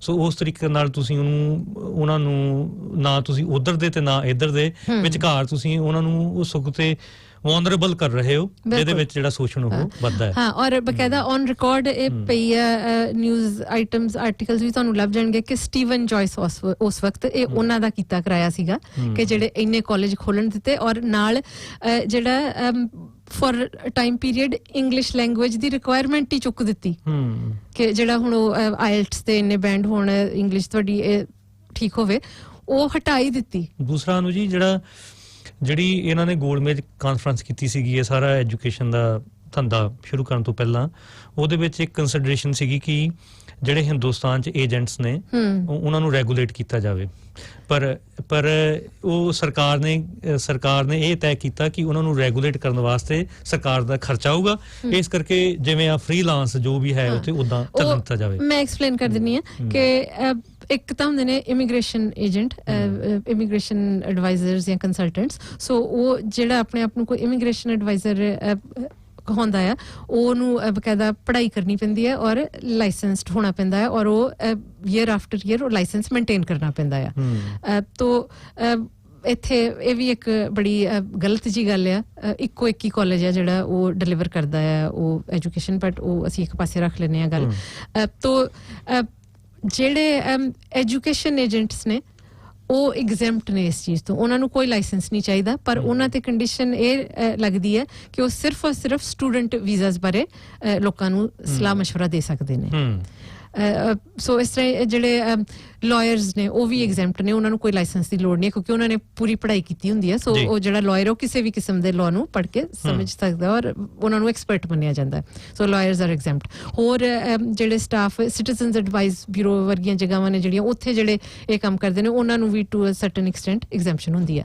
ਸੋ ਜਿਹੜੇ ਐਜੂਕੇਸ਼ਨ ਏਜੰਟ ਨੇ, ਚਾਹੇ ਉਹ ਆਫਸ਼ੋਰ ਨੇ ਚਾਹੇ ਔਨਸ਼ੋਰ ਨੇ, ਉਹਨਾਂ ਤੇ ਕੋਈ ਕਿਸੇ ਕਿਸਮ ਦਾ ਕੋਈ ਮਾਪਦੰਡ ਉਹਨਾਂ ਲਈ ਨਹੀਂ ਹੈਗਾ ਅਪਾਰਟ ਫਰਮ ਕਿ ਉਹ ਸਿਰਫ ਸਟੂਡੈਂਟ ਵੀਜ਼ਾਸ ਲਈ ਐਡਵਾਈਸ ਕਰਨ। ਸਾਨੂੰ ਸਾਰਿਆਂ ਨੂੰ ਪਤਾ ਆ, ਸਾਡੇ ਸਰੋਤਿਆਂ 'ਚ ਵੀ ਬਹੁਤ ਲੋਕ ਹੋਣਗੇ ਜਿਹੜੇ ਸ਼ਾਇਦ ਏਜੰਟਸ ਦੇ ਥਰੂ ਆਏ ਨੇ, ਉਹ ਤੁਹਾਨੂੰ ਬੈਠਿਆਂ ਸਬਜ਼ ਬਾਗ ਮਿੰਟੋ ਮਿੰਟੀ ਦਿਖਾ ਦਿੰਦੇ ਨੇ ਕਿ ਸਟੂਡੈਂਟ ਵੀਜ਼ਾ ਤੁਹਾਡਾ ਲੱਗ ਜਾਣਾ ਆ ਫਲਾਣੇ ਕਾਲਜ, ਔਰ ਉਹਨਾਂ ਦੇ ਕਾਲਜਸ ਨਾਲ ਉਹਨਾਂ ਦਾ ਤਾਲਮੇਲ ਆ ਕਿ ਉਹ ਕਮਿਸ਼ਨ ਉਹਨਾਂ ਨੂੰ, ਕਿਉਂਕਿ ਖਬਰਾਂ 'ਚ ਅਗੇਨ ਵੈਰੀਫਾਈ ਕਰ ਸਕਦੇ ਆ ਸਾਡੇ ਸਰੋਤੇ, ਇੱਥੋਂ ਤੱਕ ਇਸ ਤਰ੍ਹਾਂ ਸ਼ਾਇਦ ਹੁਣ ਵੀ ਹੋਵੇ ਮੈਨੂੰ ਨਹੀਂ ਪਤਾ, ਇਹ ਹੁੰਦਾ ਰਿਹਾ ਕਿ ਜਿਹੜੀ ਰਕਮ ਇੱਕ ਸਟੂਡੈਂਟ ਆਪਣੇ ਪੱਲਿਓਂ ਪੇ ਕਰਦਾ ਆ ਉਹਦਾ 50 ਤੋਂ 60% ਤੱਕ ਹੈ ਜਿਹੜਾ ਉਹ ਏਜੰਟ ਨੂੰ ਜਾਂਦਾ, ਐਜੂਕੇਸ਼ਨ ਏਜੰਟ ਨੂੰ। ਸਿਰਫ 40 ਜਾਂ 50% ਆ ਜਿਹੜਾ ਉਹ ਉਸ ਕਾਲਜ ਨੂੰ ਜਾਂ ਸਕੂਲ ਨੂੰ ਜਾਂਦਾ ਜਿੱਥੇ ਤੁਸੀਂ ਪੜ੍ਹਨ ਆਉਂਦੇ ਹੋ। ਸੋ ਮਤਲਬ ਇਹ ਇਹਨਾਂ ਦੀ ਇੱਕ ਮਿਲੀ ਭੁਗਤ ਸੀਗੀ ਕਾਲਜਾਂ ਦੀ ਤੇ ਏਜੰਟਾਂ ਦੀ। ਬਿਲਕੁਲ ਜੀ, ਪੰਜਾਬ ਦੇ ਵਿੱਚ ਵੀ ਏਜੰਟਾਂ ਦੇ ਖਿਲਾਫ ਮੁਜ਼ਾਹਰੇ ਕੀਤੇ ਗਏ ਆ ਬਿਲਕੁਲ। ਉਹ ਵੀ ਸਾਡੇ ਵਰਗੇ ਸਰਫਰੋਸ਼ ਨੇ ਜਿਹੜੇ ਉਹਨਾਂ ਨੇ ਇਹ ਕੀਤੇ ਨੇ। ਤੋ ਹਾਂ, ਇਹ ਇੱਕ ਉਹਨਾਂ ਨੇ ਧੰਦਾ ਰੈਕਟ ਬਣਾਇਆ ਹੋਇਆ ਸੀਗਾ। ਔਰ 2016 ਦੀ ਗੱਲ ਆ ਕਿ ਉਸ ਵਕਤ ਦੀ ਜਿਹੜੀ ਨੈਸ਼ਨਲ ਸਰਕਾਰ ਦੇ ਅੰਡਰ ਇਮੀਗ੍ਰੇਸ਼ਨ ਨਿਊਜ਼ੀਲੈਂਡ ਨੇ ਬਕਾਇਦਾ ਸਟਿੰਗ ਕੀਤੇ, ਔਰ ਜਿਹੜੀ ਰਿਪੋਰਟ, ਇਹ ਵੀ ਹੁਣ ਇੱਕ ਆਇਰਨੀ ਵਾਲੀ ਗੱਲ ਹੈ ਕਿ ਉਸ ਵਕਤ ਈਅਨ ਲੀਸ ਗੈਲੋਵੇ ਆਪੋਜੀਸ਼ਨ 'ਚ ਨੇ ਔਰ ਇਮੀਗ੍ਰੇਸ਼ਨ ਦੇ ਸਪੋਕਸਪਰਸਨ ਨੇ। ਸੋ ਉਹ ਇੱਕ ਰਿਪੋਰਟ ਜਨਤਕ ਕਰਵਾਉਂਦੇ ਨੇ OIA ਦੇ ਤਹਿਤ, ਜਾਂ ਨੋ ਸਰਪ੍ਰਾਈਜ਼ਸ ਇਹਨਾਂ ਦਾ ਇੱਕ ਹੁੰਦਾ, ਉਹ MPs ਨੂੰ ਐਕਸੈਸ ਹੁੰਦਾ ਉਹਦੇ ਤਹਿਤ। ਤੋ ਉਹ ਰਿਪੋਰਟ 'ਚ ਇਹ ਆਉਂਦਾ ਬਾਹਰ ਕਿ ਹੈਦਰਾਬਾਦ ਦੇ ਇਲਾਕੇ 'ਚ 57 ਜਿਹੜੇ ਐਜੂਕੇਸ਼ਨ ਏਜੰਟ ਨੇ, ਸ਼ਾਇਦ ਵਿੱਚ ਇਮੀਗ੍ਰੇਸ਼ਨ ਏਜੰਟ ਵੀ ਹੋਣ ਪਰ ਮੇਨਲੀ ਐਜੂਕੇਸ਼ਨ ਏਜੰਟ, ਉਹਨਾਂ ਦੀ ਇਨਵੈਸਟੀਗੇਸ਼ਨ ਹੁੰਦੀ ਹੈ ਔਰ ਉਹਨਾਂ 'ਚੋਂ ਕਰੀਬ ਸਾਰੇ ਦੇ ਸਾਰੇ ਉਹ ਡੋਜੀ ਨਿਕਲਦੇ ਨੇ ਕਿ ਉਹ ਸਿਰਫ ਐਜੂਕੇਸ਼ਨ ਜਾਂ ਸਿਰਫ ਸਟੂਡੈਂਟ ਵੀਜ਼ੇ ਵਾਸਤੇ ਨਹੀਂ, ਬਾਕੀ ਚੀਜ਼ਾਂ ਲਈ ਵੀ ਉਹ ਕਰ ਰਹੇ ਨੇ ਕੰਮ। ਔਰ ਜਿਹੜੇ ਉਹਦੇ ਵਿੱਚ ਟੌਪ 10 'ਚ ਜਿਹੜੇ ਆਉਂਦੇ ਨੇ ਉਹਨਾਂ 'ਚੋਂ ਵੀ 8 ਜਿਹੜੇ ਨੇ ਉਹ ਵੀ ਕੰਪਲਾਇੰਟ ਨਹੀਂ ਪਾਏ ਜਾਂਦੇ। ਤੋ ਔਰ ਸਰਕਾਰ ਇਮੀਗ੍ਰੇਸ਼ਨ ਨਿਊਜ਼ੀਲੈਂਡ ਦੀ ਉਹ ਜਿਹੜੀ ਰਿਪੋਰਟ ਹੈ, ਮੁੰਬਈ ਏਰੀਆ ਆਫਿਸ ਹੈ ਜਿਹੜਾ, ਉਹਦੇ ਥਰੂ ਉਹ ਆਈ ਆ। ਤੋ ਉਹਦੇ ਵਿੱਚ ਕੱਲੇ ਉਹ ਏਜੰਟ ਦਾ ਨਾਮ ਲਿਸਟਡ ਆ ਔਰ ਨਾਲ ਇੰਨੀ ਵੀ ਡਿਟੇਲ ਦਿੱਤੀ ਹੋਈ ਹੈ ਕਿ ਉਹ ਜਿਹੜੀ ਧੋਖਾਧੜੀ ਹੈ ਉਹ ਕਰਦੇ ਕਿਸ ਤਰ੍ਹਾਂ ਨੇ। ਉਹਦੇ ਵਿੱਚ ਕਲੀਅਰਲੀ ਰਿਪੋਰਟ 'ਚ ਲਿਖਿਆ ਹੋਇਆ ਕਿ ਜਿਹੜੇ ਲਿਵਿੰਗ ਐਕਸਪੈਂਸਿਸ ਸ਼ੋ ਕਰਨੇ ਹੁੰਦੇ ਨੇ ਸਟੂਡੈਂਟਸ ਨੇ, ਅਗਰ ਕਿਸੇ ਸਟੂਡੈਂਟ ਕੋਲ ਉਹ ਫੰਡ ਨਹੀਂ ਹੈ ਤੋ ਉਹ ਜਿਹੜਾ ਏਜੰਟ ਹੈ ਉਹ ਜਿਹੜੇ ਕਰਪਟ ਬੈਂਕ ਅਫੀਸ਼ੀਅਲਸ ਨੇ ਉਹਨਾਂ ਨਾਲ ਮਿਲ ਕੇ ਇੱਕ ਫਰਜ਼ੀ ਕਿਸਮ ਦਾ ਲੋਨ ਉਹ ਲੈ ਲੈਂਦੇ ਨੇ ਔਰ ਉਹਦੇ ਫਿਰ ਜਾਲੀ ਕਾਗਜ਼ਾਤ ਜਿਹੜੇ ਨੇ ਉਹ ਪੇਸ਼ ਕੀਤੇ ਜਾਂਦੇ ਨੇ ਔਰ ਐਪਲੀਕੇਸ਼ਨ ਨਾਲ ਅਟੈਚ ਕੀਤੇ ਜਾਂਦੇ ਨੇ ਜੀ। ਔਰ ਇੱਥੋਂ ਤੱਕ ਹੋਇਆ ਆ ਉਹਦੇ ਚ ਬਕਾਇਦਾ ਉਹ ਵਰਡ ਇੱਕ ਮੇਰੇ ਖਿਆਲ ਯੂਜ਼ ਕਰਦੇ ਆ ਬਲੌਕਿੰਗ ਜਾਂ ਇਦਾਂ ਕੁਝ ਜਿਹੜਾ ਕਿ IT ਦਾ ਟੈਕਨੀਕਲ ਟਰਮੀਨੋਲੋਜੀ ਹੈ ਸੋ ਜਿਹੜੇ ਉਹ ਜਾਣਦੇ ਉਹਨਾਂ ਨੂੰ ਪਤਾ ਲੱਗ ਜਾਊਗਾ ਕਿ ਐਗਜ਼ੈਕਟਲੀ ਉਹ ਫੈਬਰੀਕੇਸ਼ਨ ਜਿਹੜੀ ਆ ਫਰਾਡ ਕਿਸ ਤਰ੍ਹਾਂ ਹੁੰਦਾ ਹੈ ਸੋ ਮਤਲਬ ਕਿ ਜਦੋਂ ਇਮੀਗ੍ਰੇਸ਼ਨ ਨਿਊਜ਼ੀਲੈਂਡ ਨੂੰ ਇੰਨੀ ਡਿਟੇਲ ਪਤਾ ਆ ਸੋ ਇਹ 2016 ਦੇ ਸ਼ੁਰੂ ਦੀ ਗੱਲ ਆ ਸੋ ਸਾਡਾ ਜਿਹੜਾ ਵਿਦਿਆਰਥੀ ਸੰਘਰਸ਼ ਆ ਉਹ 2000 ਜੁਲਾਈ ਤੋਂ ਬਾਅਦ ਸ਼ੁਰੂ ਹੁੰਦਾ ਜੂਨ ਜੁਲਾਈ ਚ ਉਹ ਮੀਡੀਆ ਚ ਖੁਦ ਆਉਂਦੇ ਨੇ ਸਟੂਡੈਂਟ ਅਸੀਂ ਨਹੀਂ ਉਹਨਾਂ ਨੂੰ ਲੈ ਕੇ ਆਉਂਦੇ ਅਸੀਂ ਉਹਨਾਂ ਨੂੰ ਮਿਲੇ ਵੀ ਨਹੀਂ ਉਸ ਸਟੇਜ ਤੇ ਉਹ ਖੁਦ ਮੀਡੀਆ ਕੋਲ ਜਾਂਦੇ ਨੇ ਸਟੂਡੈਂਟਸ ਤੋਂ ਉਸ ਤੋਂ ਬਾਅਦ ਉਹ ਅਸੀਂ ਉਹ ਥੋੜੀ ਪੁੱਛ ਪੜਤਾਲ ਕਰਦੇ ਆ ਉਹਨਾਂ ਚੋਂ ਕਾਫੀ ਸਾਰੇ ਮੈਕਡੋਨਲਡਸ ਚ ਕੰਮ ਕਰਦੇ ਨਿਕਲਦੇ ਨੇ ਯੂਨਾਈਟ ਦੇ ਮੈਂਬਰ ਨਿਕਲਦੇ ਨੇ ਤਾਂ ਉਹਨਾਂ ਨਾਲ ਸਾਡਾ ਕਨੈਕਸ਼ਨ ਬਣਦਾ ਅਨੂ ਜੀ ਇੱਕ ਇਹ ਵੀ ਗੱਲ ਸੋਸ਼ਲ ਮੀਡੀਆ ਸਾਹਮਣੇ ਆਈ ਹੈ ਕਿ ਸਿਰਫ 7-8 ਸਟੂਡੈਂਟਸ ਦੇ ਵਾਸਤੇ ਉਹਨਾਂ ਨੂੰ ਵਾਪਸ ਲਿਆਉਣ ਲਈ ਪੂਰਾ ਤੁਸੀਂ ਪਰ ਇਹ ਗੱਲ ਸਹੀ ਨਹੀਂ ਹੈ ਉਹ ਕਲੀਅਰ ਕਰਦੇ ਆ ਸੋ ਉਹ ਇਹ ਜਿਹੜਾ ਸਾਡਾ ਮੇਰੇ ਖਿਆਲ ਪਹਿਲਾ ਪ੍ਰੋਟੈਸਟ ਹੁੰਦਾ ਆ ਅਕਤੂਬਰ ਦੇ ਸ਼ੁਰੂ ਵਿੱਚ ਕਿਤੇ ਹੁੰਦਾ 2016 ਚ ਉਸ ਤੋਂ ਬਾਅਦ ਫਿਰ ਲਗਾਤਾਰ 6 ਮਹੀਨੇ ਅਸੀਂ ਹਰ ਹਫਤੇ ਆਲਮੋਸਟ ਜਾਂ ਐਵਰੀ ਅਦਰ ਵੀਕ ਪ੍ਰੋਟੈਸਟ ਕਰਦੇ ਆ ਉਹਨਾਂ ਲਈ ਤੋਂ ਮਤਲਬ ਕਿ ਜਦੋਂ ਇਹ ਵਿਦਿਆਰਥੀ ਮੀਡੀਆ 'ਚ ਆਏ ਨੇ ਉਦੋਂ ਸਰਕਾਰ ਨੂੰ ਖੁਦ ਇਹਨਾਂ ਨੂੰ ਡਿਪੋਰਟੇਸ਼ਨ ਆਰਡਰ ਇਸ਼ੂ ਕਰ ਦਿੱਤੇ ਗਏ ਆ ਕਾਫੀ ਸਾਰਿਆਂ ਦਾ ਇਹ ਹੈ ਕਿ ਜਦੋਂ ਓਪਨ ਵਰਕ ਵੀਜ਼ਾ ਦੀ ਐਪਲੀਕੇਸ਼ਨ ਉਹਨਾਂ ਨੇ ਲਗਾਈ ਹੈ ਆਪਣੀ ਸਟੱਡੀ ਖਤਮ ਕਰਨ ਤੋਂ ਬਾਅਦ ਉਦੋਂ ਇਹ ਇਸ਼ੂ ਰੇਜ਼ ਹੋਇਆ ਕੁਝ ਇੱਕ ਤਾਂ ਇਸ ਤਰ੍ਹਾਂ ਨੇ ਜਿਨ੍ਹਾਂ ਨੂੰ ਉਹਨਾਂ ਨੇ ਹਲੇ ਸਟੱਡੀ ਫਿਨਿਸ਼ ਨਹੀਂ ਸੀ ਕੀਤੀ ਉਹਨਾਂ ਨੂੰ ਕਲਾਸਾਂ 'ਚੋਂ ਜਾ ਕੇ ਚੁੱਕਿਆ ਇਮੀਗ੍ਰੇਸ਼ਨ ਨੇ ਹਿਊਮਿਲੇਟ ਕਰਨ ਲਈ ਤੋਂ ਪੁਆਇੰਟ ਇਹ ਹੈ ਕਿ ਸਰਕਾਰ ਨੂੰ ਪਤਾ ਆ ਕਿ ਮੋਸਟਲੀ ਸਾਰੇ ਹੈਦਰਾਬਾਦ ਰੀਜਨ ਦੇ ਨੇ ਇਹ ਜਿਹੜੇ ਸਾਡੇ ਨਾਲ ਸੀਗੇ ਸੋ ਉਹਨਾਂ ਨੂੰ ਪਤਾ ਆ ਕਿ ਕਿਹੜੇ ਏਜੰਟਸ ਦੇ ਥਰੂ ਇਹ ਆਏ ਨੇ ਔਰ ਉਹ ਏਜੰਟਸ ਸਾਰੇ ਉਹ ਖੁਦ ਕਰਪਟ ਨੇ ਸੋ ਇਹ ਸਟੂਡੈਂਟਸ ਜਿਹੜੇ ਨੇ ਉਹ ਏਜੰਟਸ ਦੀ ਧੋਖਾਧੜੀ ਦਾ ਸ਼ਿਕਾਰ ਨੇ ਫਿਰ ਵੀ ਇਮੀਗ੍ਰੇਸ਼ਨ ਨਿਊਜ਼ੀਲੈਂਡ ਏਜੰਟਸ ਨੂੰ ਕੁਝ ਨਹੀਂ ਕਹਿੰਦੀ ਜਿਹੜੇ ਵਿਕਟਮ ਨੇ ਉਹਨਾਂ ਨੂੰ ਸਜ਼ਾ ਦਿੰਦੀ ਹੈ ਕਿ ਤੁਹਾਨੂੰ ਡਿਪੋਰਟ ਕਰਾਂਗੇ ਤੋ ਉਸ ਵਕਤ ਜਦੋਂ ਤੱਕ ਇਹ ਸਟੂਡੈਂਟ ਸਾਡੇ ਕੋਲ ਪਹੁੰਚਦੇ ਨੇ ਮੇਰੇ ਖਿਆਲ 400 ਸਟੂਡੈਂਟ ਜਿਹੜਾ ਹੈ ਉਹਨੂੰ ਡਿਪੋਰਟੇਸ਼ਨ ਆਰਡਰ ਆ ਚੁੱਕਿਆ ਹੈ ਉਹਦੇ ਤੇ ਕਾਰਨ ਹੈ ਕਿ ਇਹਨਾਂ ਨੇ ਇੱਕ ਇਹ ਸਖਤ ਕਦਮ ਚੁੱਕ ਕੇ ਆਪਣੀ ਜਿਹੜੀ ਰੈਪੂਟੇਸ਼ਨ ਸੀਗੀ ਉਹ ਬਚਾਉਣੀ ਸੀ ਟੂ ਸੇਵ ਕਿਉਂਕਿ ਉਹਨਾਂ ਨੂੰ ਰੈਗੂਲੇਟ ਕਰਨਾ ਇੱਕ ਮਹਿੰਗਾ ਸੌਦਾ ਹੈ ਇਹਨਾਂ ਨੂੰ ਮੁਲਕ ਦੇ ਵਿੱਚੋਂ ਕੱਢਣਾ ਇੱਕ ਆਸਾਨ ਕੰਮ ਸੀ ਆਸਾਨ ਹੈ ਨਾਲੇ ਜਿਹੜੇ ਅੱਗੇ ਸਟੂਡੈਂਟ ਹੋਣੇ ਆ ਉਹਨਾਂ ਲਈ ਵੀ ਇੱਕ ਸਨਸਨੀਖੇਜ਼ ਜਿਹਾ ਮੈਸੇਜ ਸੈਂਡ ਕਰਦਾ ਕਿ ਤੁਸੀਂ ਜੁਰਤ ਨਾ ਕਰਿਓ ਤੁਸੀਂ ਹਾਲਾਂਕਿ ਉਹ ਏਜੰਟ ਉਹ ਹੀ ਨੇ ਜਿਨ੍ਹਾਂ ਦੇ ਥਰੂ ਫੇਰ ਉਹਨਾਂ ਨੇ ਆਉਣਾ ਆ ਕਿਉਂਕਿ ਉਹ ਜਿਹੜੇ ਏਜੰਟਸ ਦੀ ਇਨਵੈਸਟੀਗੇਸ਼ਨ ਹੋਈ ਹੈ ਉਹਨਾਂ ਨੇ ਕੀ ਕੀਤਾ ਉਹ ਆਪਣੀਆਂ ਦੁਕਾਨਾਂ ਬੰਦ ਕਰ ਲੀਆਂ ਕਿਸੇ ਹੋਰ ਫੈਮਿਲੀ ਮੈਂਬਰ ਦੇ ਨਾਂ ਅੰਡਰ ਹੋਰ ਦੁਕਾਨ ਖੋਲ ਲਈ ਮਤਲਬ ਉਹ ਏਜੰਟ ਉਸੇ ਤਰ੍ਹਾਂ ਹੀ ਆਪਰੇਟ ਕਰ ਰਿਹਾ ਉਹਨਾਂ ਨੂੰ ਕੋਈ ਫਰਕ ਨਹੀਂ ਪਿਆ ਨੰਬਰ ਕਿੰਨੇ ਸੀਗੇ ਜੀ ਸੋ ਨੰਬਰ ਜਿਹੜਾ ਕਿ ਸਾਨੂੰ ਕਾਫੀ ਬਾਅਦ ਚ ਆ ਕੇ ਪਤਾ ਲੱਗਿਆ ਉਸ ਵਕਤ ਸਾਨੂੰ ਨਹੀਂ ਸੀਗਾ ਪਤਾ ਸੰਘਰਸ਼ ਚਲਦੇ ਆ ਮੇਰੇ ਖਿਆਲ ਕਾਫੀ ਲੇਟਰ ਔਨ ਸਾਨੂੰ ਪਤਾ ਲੱਗਿਆ ਕਿ 300-400 ਦੇ ਕਰੀਬ ਜਿਹੜੇ ਵਿਦਿਆਰਥੀ ਨੇ ਸਾਰੇ ਭਾਰਤੀ ਮੂਲ ਦੇ ਜਿਨ੍ਹਾਂ ਨੂੰ ਇਹਨਾਂ ਨੇ ਡਿਪੋਰਟੇਸ਼ਨ ਆਰਡਰ ਦਿੱਤੇ ਨੇ ਔਰ ਉਹ ਕਰੀਬ ਸਾਰੇ ਜਾ ਚੁੱਕੇ ਸੀ ਔਰ ਅਨੂ ਜੀ ਜਾ ਵੀ ਚੁੱਕੇ ਸੀਗੇ ਔਰ ਮੈਨੂੰ ਯਾਦ ਆ ਕੁਝ ਜਿਹੜੇ ਵਿਦਿਆਰਥੀ ਸੀਗੇ ਉਹ ਸੰਘਰਸ਼ਾਂ ਦੇ ਵਿੱਚ ਸ਼ਾਮਲ ਹੋਏ ਹਾਂਜੀ ਪਰ ਜਿਹੜਾ ਭੰਡੀ ਪ੍ਰਚਾਰ ਹੁਣ ਚੱਲ ਰਿਹਾ ਹੈ ਉਹ ਉਹਨਾਂ ਨੂੰ ਡਰਾ ਕੇ ਉਹ ਵਿਚਾਰੇ ਉਹ ਸੰਘਰਸ਼ ਦੇ ਵਿੱਚੋਂ ਹਟ ਗਏ ਤੇ ਉਹਨਾਂ ਦਾ ਨਾਂ ਉਹ ਲਿਸਟ ਦੇ ਵਿੱਚ ਨਹੀਂ ਆ ਸਕਿਆ ਔਰ ਨਾਲ ਦੀ ਨਾਲ ਇਹ ਵੀ ਅਨੂ ਜੀ ਵਿੱਚ ਐਡ ਕਰ ਦਈਏ ਕਿ ਜਿਹੜਾ ਕਾਨੂੰਨੀ ਰਸਤਾ ਆ ਇਹਨਾਂ ਨੇ ਉਸ ਟਾਈਮ ਦੇ ਜਿਹੜੇ ਨੈਸ਼ਨਲ ਦੇ MP ਸੀਗੇ ਉਹਨਾਂ ਨੂੰ ਅਪਰੋਚ ਕਰ ਚੁੱਕੇ ਸੀ ਬਿਲਕੁਲ ਇਹ ਕਮਲਜੀਤ ਬਖਸ਼ੀ ਹੋਰਾਂ ਕੋਲ ਜਾ ਚੁੱਕੇ ਸੀਗੇ ਉਹ ਬੇਸ਼ੱਕ ਹੁਣ ਕਹਿੰਦੇ ਨੇ ਮੇਰੇ ਕੋਲ ਆਇਆ ਨਹੀਂ ਕੋਈ ਸਾਡੇ ਕੋਲ ਕਮ ਸੇ ਕਮ 2-3 ਵਿਦਿਆਰਥੀ ਜਿਹੜੇ ਅਪਾਇੰਟਮੈਂਟ ਲੈ ਕੇ ਉਹਨਾਂ ਦੇ ਆਫਿਸ ਜਾ ਕੇ ਮਿਲ ਕੇ ਆਏ ਤਾਂ ਉਹਨਾਂ ਨੂੰ ਆਬਵੀਅਸਲੀ ਕੋਈ ਭਰੋਸਾ ਨਹੀਂ ਦਵਾਇਆ ਗਿਆ ਕੋਈ ਪੋਜ਼ਿਟਿਵ ਕੁਝ ਨਹੀਂ ਮਿਲਿਆ ਤਾਂ ਉਹਨਾਂ ਨੇ ਫਿਰ ਹੋਰ ਰਸਤੇ ਟਰਾਈ ਕੀਤੇ ਔਰ ਈਵਨ ਜਦੋਂ ਅਸੀਂ ਪ੍ਰੋਟੈਸਟ ਵੀ ਕਰਦੇ ਸੀਗੇ ਅਸੀਂ ਇਹੋ ਹੀ ਕਹਿੰਦੇ ਸੀਗੇ ਕਿ ਮਿਲੋ ਬੈਠ ਕੇ ਗੱਲ ਕਰੋ ਈਵਨ ਪਰਮਜੀਤ ਪਰਮਾਰ ਨੇ ਜਿਹੜੇ ਉਹਨਾਂ ਦੀ ਇੱਕ ਉਦੋਂ ਬਾਈ ਇਲੈਕਸ਼ਨ ਸੀਗੀ ਕਿਉਂਕਿ ਫਿਲ ਗੌਫ ਮੇਰਾ ਖਿਆਲ ਮੇਅਰ ਬਣ ਚੁੱਕੇ ਸੀਗੇ ਮਾਊਂਟ ਰੋਸਕਲ ਦੀ ਬਾਈ ਇਲੈਕਸ਼ਨ ਸੀਗੀ ਉਹਦੀਆਂ ਡਿਬੇਟਸ ਚੱਲਦੀਆਂ ਸੀਗੀਆਂ ਅਸੀਂ ਉਸ ਇੱਕ ਡਿਬੇਟ 'ਚ ਗਏ ਤਾਂ ਅਸੀਂ ਸਟੂਡੈਂਟਸ ਨੂੰ ਨਹੀਂ ਕਿਹਾ ਉਹਨਾਂ ਨੇ ਖੁਦ ਹੀ ਐਂਡ ਜਦੋਂ ਹੋਈ ਡਿਬੇਟ ਫਟਾਫਟ ਸਾਰੇ ਸਟੂਡੈਂਟ ਇਕੱਠੇ ਹੋ ਗਏ ਉਹਨਾਂ ਨਾਲ ਗੱਲ ਕਰਨ ਜਾਂਦੇ ਨੇ ਪਰਮਾਰ ਹੋਰਾਂ ਨਾਲ ਤਾਂ ਉਹ ਅੱਗੋਂ ਕਹਿੰਦੇ ਨੇ ਕਿ ਅਪਾਇੰਟਮੈਂਟ ਬਣਾਓ ਮੇਰੇ ਆਫਿਸ ਓਨਲੀ ਅਪਾਇੰਟਮੈਂਟ ਬਣਾਓ ਮੇਰੇ ਆਫਿਸ ਆ ਕੇ ਪਹਿਲਾਂ ਇੱਕ ਕੋਈ ਕੌਨਫੀਡੈਂਸ਼ੀਅਲਿਟੀ ਐਗਰੀਮੈਂਟ ਮੇਰੇ ਨਾਲ ਸਾਈਨ ਕਰੋ ਫਿਰ ਮੈਂ ਤੁਹਾਡੇ ਨਾਲ ਗੱਲ ਕਰਾਂਗੀ ਕਿ ਤੁਸੀਂ ਪਬਲਿਕ ਸਰਵੈਂਟ ਹੋ ਤੁਸੀਂ ਇਦਾਂ ਪੇਸ਼ ਆ ਰਹੇ ਹੋ ਕਿ ਜਿੱਦਾਂ ਪਤਾ ਨਹੀਂ ਕਿਹੜਾ ਕੋਈ ਖੁਫੀਆ ਮਾਮਲਾ ਹੈ। ਸਾਰਾ ਮੈਟਰ ਵਾਸ ਆਲ ਓਵਰ ਪ੍ਰੈਸ, ਪਹਿਲਾਂ ਚੱਲ ਰਿਹਾ, ਹਾਂ ਸਾਰਾ ਚੱਲ ਰਿਹਾ। ਤਾਂ ਕਹਿਣ ਤੋਂ ਭਾਵ ਇਹ ਹੈ ਕਿ ਉਸ ਵਕਤ ਜਿਹੜੀ ਨੈਸ਼ਨਲ ਪਾਰਟੀ ਦੀ ਸਰਕਾਰ ਸੀ, ਇਹਨਾਂ ਨੂੰ ਸਾਰਾ ਕੁਝ ਪਤਾ ਸੀਗਾ ਕਿ ਕੌਣ ਕਸੂਰਵਾਰ ਹੈ ਇੱਥੇ, ਫਿਰ ਵੀ ਇਹਨਾਂ ਨੇ ਗਲਤ ਕਦਮ ਜਿਹੜੇ ਉਹ ਚੁੱਕੇ। ਤਾਂ ਐਨੀਵੇ ਉਹ ਉਸ ਤੋਂ ਬਾਅਦ ਸਾਡੇ ਵਿਦਿਆਰਥੀ ਜਿਹੜੇ ਸੀਗੇ ਉਹ ਸੰਘਰਸ਼ ਚੱਲਿਆ, ਉਹਨਾਂ ਨੇ ਪਨਾਹ ਲਈ ਚਰਚ 'ਚ, ਨਾਲ ਹੀ ਓਮਬਡਸਮੈਨ ਨੂੰ ਵੀ ਜਿਹੜੀ ਹੈ ਰਿਕੁਐਸਟ ਲਗਾ ਦਿੱਤੀ। ਇਹ ਵੀ ਇੱਕ ਗੱਲ ਨੋਟ ਕਰਨ ਵਾਲੀ ਆ ਜਿਹੜੇ ਕਿ ਲੀਗਲ ਤਰੀਕੇ ਨਾਲ ਇੱਕ ਬਕਾਇਦਾ ਓਮਬਡਸਮੈਨ ਨੂੰ, ਸੋ ਇਹਦੇ ਵਿੱਚੋਂ ਇਹ ਵੀ ਕਹਿਣ ਵਾਲੇ ਕਹਿ ਸਕਦੇ ਆ ਕਿ ਤੁਸੀਂ ਪਹਿਲਾਂ ਕਿਉਂ ਨਹੀਂ ਓਮਬਡਸਮੈਨ ਨੂੰ ਰਿਪੋਰਟ ਲਈ, ਤੁਹਾਨੂੰ ਮੁਜ਼ਾਹਰੇ ਕਰਨ ਦੀ ਲੋੜ ਨਾ ਪੈਂਦੀ। ਸੋ ਓਮਬਡਸਮੈਨ ਜਿਹੜਾ ਹੈ ਉਹਨੂੰ ਕੋਈ ਓਬਲੀਗੇਸ਼ਨ ਨਹੀਂ ਹੁੰਦੀ ਕਿ ਜਿੰਨੀਆਂ ਵੀ ਉਹਨਾਂ ਕੋਲ ਰਿਕੁਐਸਟ ਹੁੰਦੀਆਂ ਉਹ ਸਾਰੀਆਂ ਨੂੰ ਇਨਵੈਸਟੀਗੇਟ ਕਰਨ, ਉਹ ਉਹਨਾਂ ਦੀ ਆਪਣੀ ਡਿਸਕ੍ਰੈਸ਼ਨ ਤੇ ਹੈ। ਪਰ ਪਹਿਲਾਂ ਹਿਸਟਰੀ ਬਣ ਚੁੱਕੀ ਸੀ ਨਾ, ਸੋ ਪਬਲਿਕ ਇੰਟਰਸਟ ਸੀਗਾ। ਸੋ ਜਿਹੜੇ ਕਿਸੇ ਮੈਟਰ 'ਚ ਪਬਲਿਕ ਇੰਟਰਸਟ ਹਾਈ ਹੋਵੇ ਉਹ ਉਹਨਾਂ ਨੂੰ ਓਬਲੀਗੇਸ਼ਨ ਤਾਂ ਨਹੀਂ ਹੁੰਦੀ, ਇੱਕ ਉਹਨਾਂ ਤੇ ਇੱਕ ਜ਼ਿੰਮੇਵਾਰੀ ਬਣ ਜਾਂਦੀ ਹੈ ਕਿ ਅਗਰ ਉਹ ਉਹਨੂੰ ਨਹੀਂ ਇਨਵੈਸਟੀਗੇਟ ਕਰਦੇ ਤਾਂ ਉਹ ਪਬਲਿਕ ਉਹਨਾਂ ਨੂੰ ਫਿਰ ਕਿੰਤੂ ਪਰੰਤੂ ਕਰੂਗੀ।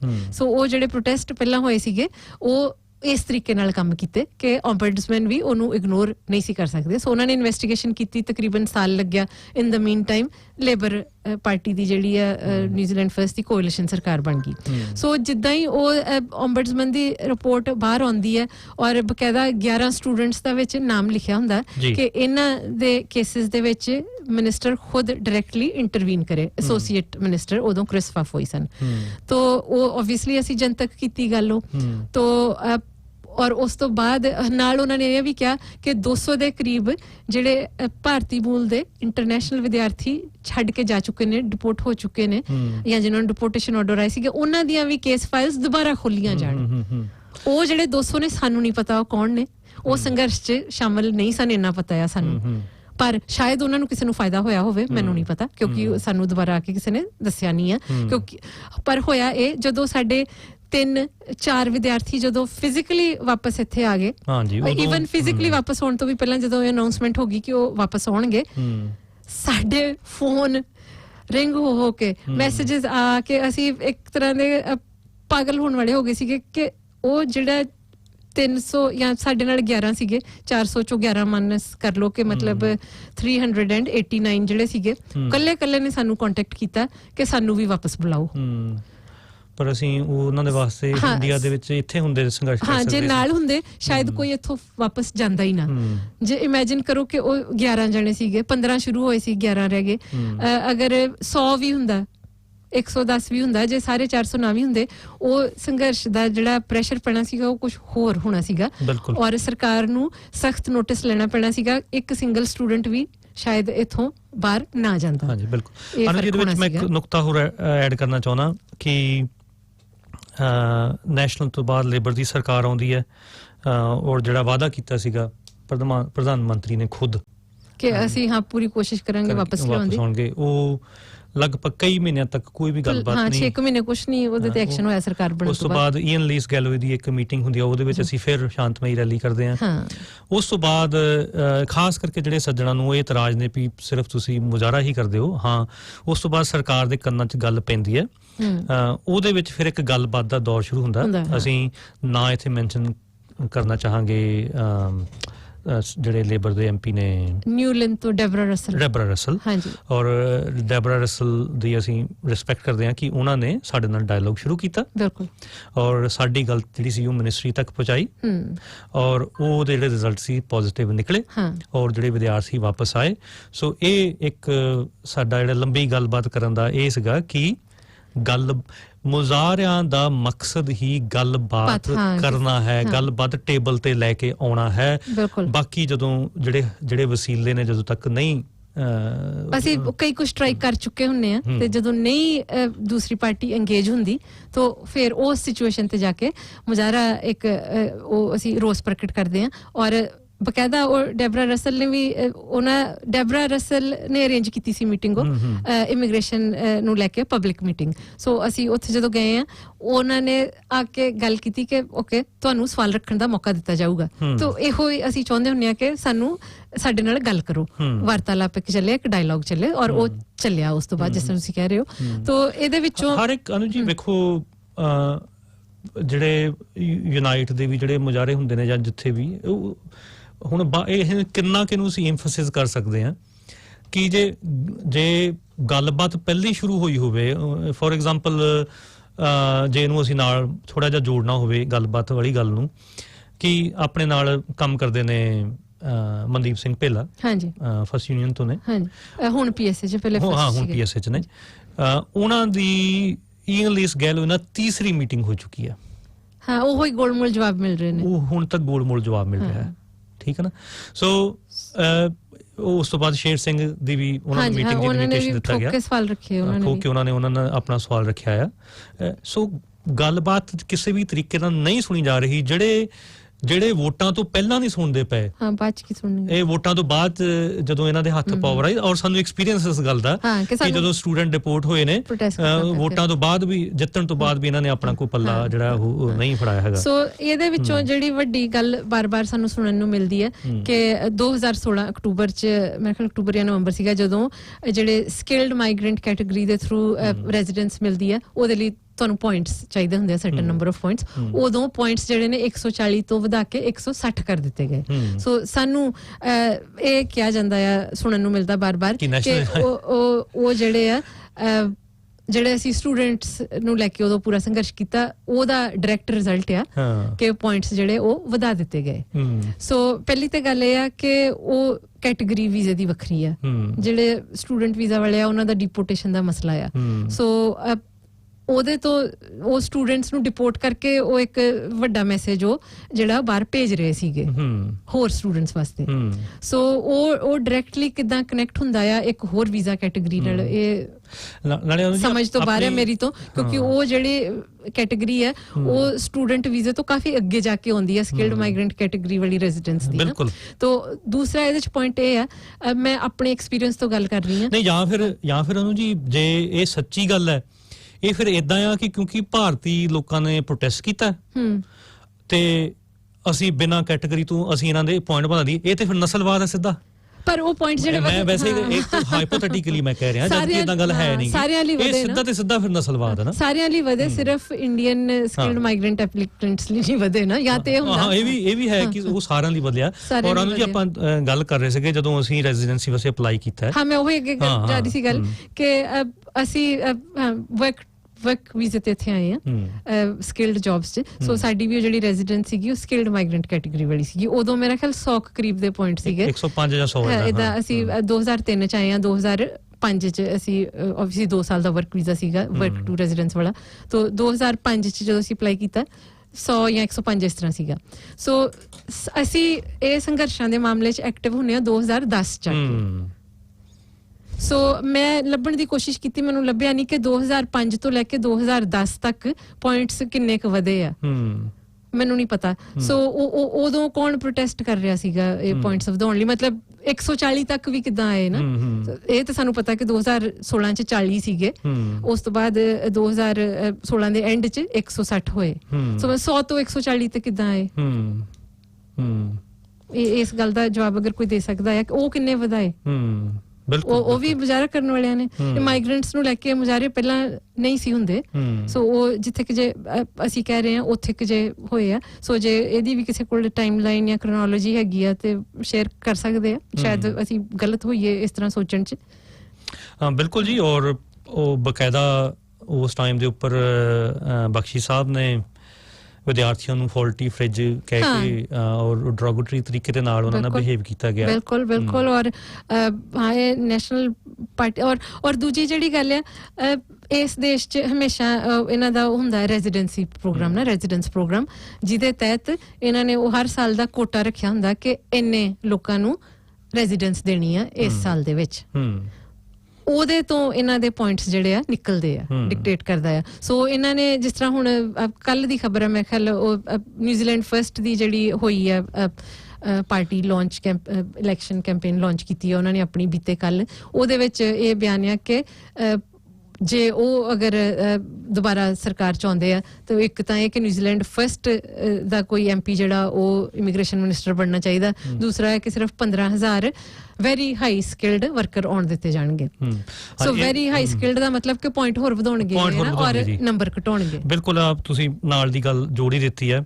ਸੋ ਉਸ ਤੋਂ ਬਾਅਦ ਇਹ ਜਿਹੜਾ ਨੈਸ਼ਨਲ ਸਰਕਾਰ ਦੇ ਅੰਡਰ ਇਹ ਪੁਆਇੰਟ ਵਧਾਏ ਗਏ ਆ ਔਰ ਲੇਬਰ ਅਨੂ ਜੀ ਮੈਂ ਸਰੋਤਿਆਂ ਨਾਲ ਗੱਲ ਸਾਂਝੀ ਕਰਨਾ ਚਾਹੁੰਦਾ, ਅਸੀਂ ਪਹਿਲਾਂ ਵੀ ਖੈਰ ਕਰ ਚੁੱਕੇ ਇਹ ਗੱਲ ਕਿ ਲੇਬਰ ਦਾ ਇੱਕ ਬਹੁਤ ਪੁਰਾਣਾ ਸ਼ਾਨਮੱਤਾ ਇਤਿਹਾਸ ਹੈ। ਲੇਬਰ ਪਾਰਟੀ ਪਹਿਲੀ ਪੋਲੀਟੀਕਲ ਪਾਰਟੀ ਨਿਊਜ਼ੀਲੈਂਡ ਦੀ। ਅਸੀਂ ਜਿਹੜੇ ਸ਼ਕਲ ਚ ਰੂਪ ਚ ਹੁਣ ਲੇਬਰ ਪਾਰਟੀ ਉਹਦੀ ਗੱਲ ਨਹੀਂ ਕਰ ਰਹੇ ਸੀ, ਅਸੀਂ ਪੁਰਾਣੀ ਔਰ ਜਿੱਥੋਂ ਸ਼ੁਰੂ ਹੁੰਦੀ ਹੈ ਇਹ ਜਿਹੜੇ ਕੋਲੇ ਦੇ ਵਾਹੀ ਕੋਲ ਮਾਈਨਰ ਜਿਹੜੀ ਸਟ੍ਰਾਈਕ ਹੁੰਦੀ ਹੈ, ਇੱਕ ਯੂਨੀਅਨ ਦੇ ਵਿੱਚੋਂ ਇਹ ਨਿਕਲੀ ਹੋਈ ਇਹ ਲੇਬਰ ਹੈ ਆ। ਹੁਣ ਕਿਸ ਹੱਦ ਤੱਕ ਉਹਨਾਂ ਨੇ ਉਹ ਜਿਹੜੀਆਂ ਵੈਲਿਊ ਨੇ ਹੁਣ ਤੱਕ ਬਚਾ ਕੇ ਰੱਖੀਆਂ, ਜਦਕਿ ਨਹੀਂ ਰੱਖੀਆਂ, ਇਹਦੇ ਦਾਅਵੇ ਨਾਲ ਕਹਿ ਸਕਦੇ ਹਾਂ। ਕੱਲੀ ਇਹ ਨਿਊਜ਼ੀਲੈਂਡ ਦੀ ਗੱਲ ਨਹੀਂ ਹੈ, ਅਸੀਂ ਇੰਗਲੈਂਡ ਰਹਿ ਕੇ ਆਏ ਹਾਂ। ਦੁਨੀਆ ਭਰ ਚ ਲੇਬਰ ਪਾਰਟੀਆਂ ਦੇ ਜਰਮੀ ਕੋਰਬਨ ਜਿਹੜੇ ਹੁਣ ਲੇਬਰ ਦੇ ਪ੍ਰਧਾਨ ਸੀਗੇ, ਉਹਨਾਂ ਨੂੰ ਛੱਡ ਕੇ ਉਸ ਤੋਂ ਪਹਿਲਾਂ ਟੋਨੀ ਬਲੇਅਰ ਦੇ ਅੰਡਰ ਬਿਲਕੁਲ ਰਾਈਟ ਵਿੰਗ, ਇੱਕ ਸੱਜੇ ਪਾਸੇ ਸਰਮਾਏਦਾਰ ਕਿਸਮ ਦੀ ਜਿਹੜੀ ਸੈਂਟਰ ਰਾਈਟ ਤੁਸੀਂ ਕਹਿ ਸਕਦੇ ਹੋ, ਉਹ ਬਿਲਕੁਲ ਉਹਨਾਂ ਦੇ ਉਹੀ ਲੋਕ ਪੱਖੀ ਜਦ ਵਰਕਰ ਦੇ ਵਿਰੋਧ ਦੇ ਵਿੱਚ ਉਹ ਭੁਗਤੀ ਆ ਉਹ ਪਾਰਟੀ। ਸੋ ਕਹਿਣ ਦਾ ਭਾਵ ਇਹ ਹੈ ਕਿ ਇਹ ਇੱਕ ਜਿਹੜੀ ਪਾਰਟੀ ਹੈ ਜਿਹੜੀ ਲੋਕ ਪੱਖੀ ਹੋਣੀ ਚਾਹੀਦੀ ਸੀਗੀ, ਉਹ ਨਹੀਂ ਹੈ। ਉਹਦਾ ਕਾਰਨ ਜਿਹੜਾ ਮੈਂ ਇਹ ਸੋਚ ਰਹੀ ਹਾਂ ਕਿ ਸਾਨੂੰ ਸਰੋਤਿਆਂ ਨੂੰ ਵੀ ਦੱਸਣਾ ਜ਼ਰੂਰੀ ਹੈ, ਕਿਉਂਕਿ ਸਾਰੇ ਸੋਚ ਰਹੇ ਹੋਣਗੇ ਕਿ ਫਿਰ ਇਮੀਗ੍ਰੇਸ਼ਨ ਦੀਆਂ ਕੰਡੀਸ਼ਨਸ ਜਿਹੜੀਆਂ ਨੇ ਉਹ ਸਖਤ ਕਿਉਂ ਹੁੰਦੀਆਂ ਨੇ, ਪੁਆਇੰਟ ਕਿਉਂ ਵੱਧਦੇ ਨੇ। ਮੇਰੇ ਖਿਆਲ ਉਹ ਗੱਲ ਕਲੀਅਰ ਕਰਨ ਦੀ ਲੋੜ ਹੈ। ਅਸੀਂ ਇਹ ਤੇ ਕਹਿ ਰਹੇ ਹਾਂ ਕਿ ਮੁਜ਼ਾਹਰਿਆਂ ਕਰਕੇ ਨਹੀਂ ਹੁੰਦੀਆਂ।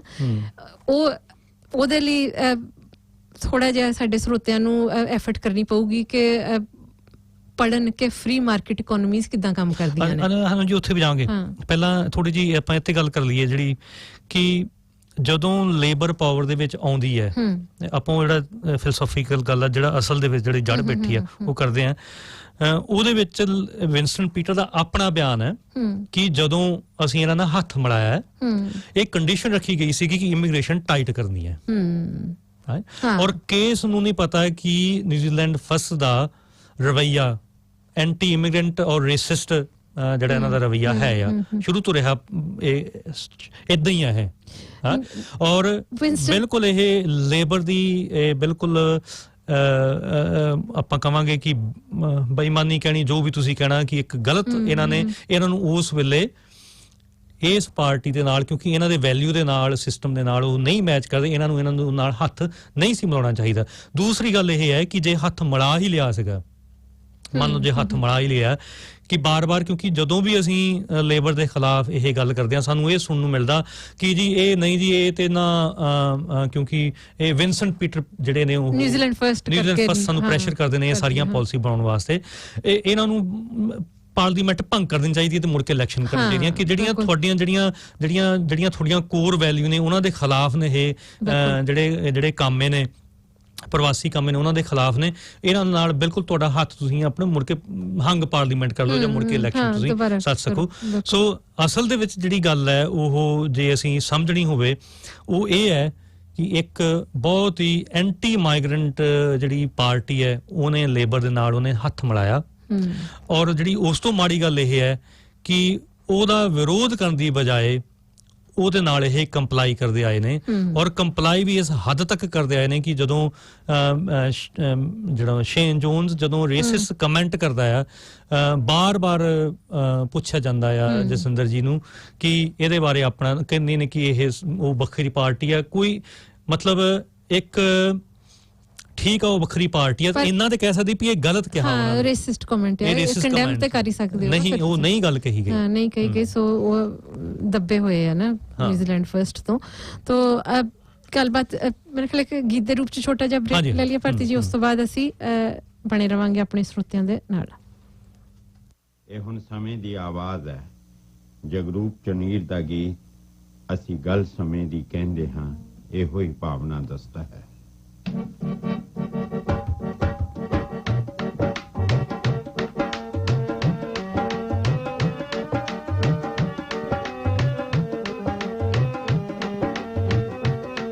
ਅਸੀਂ ਗੱਲ ਸਮੇਂ ਦੀ ਕਹਿੰਦੇ ਹਾਂ ਦੇ ਕੇ ਹੋਕਾ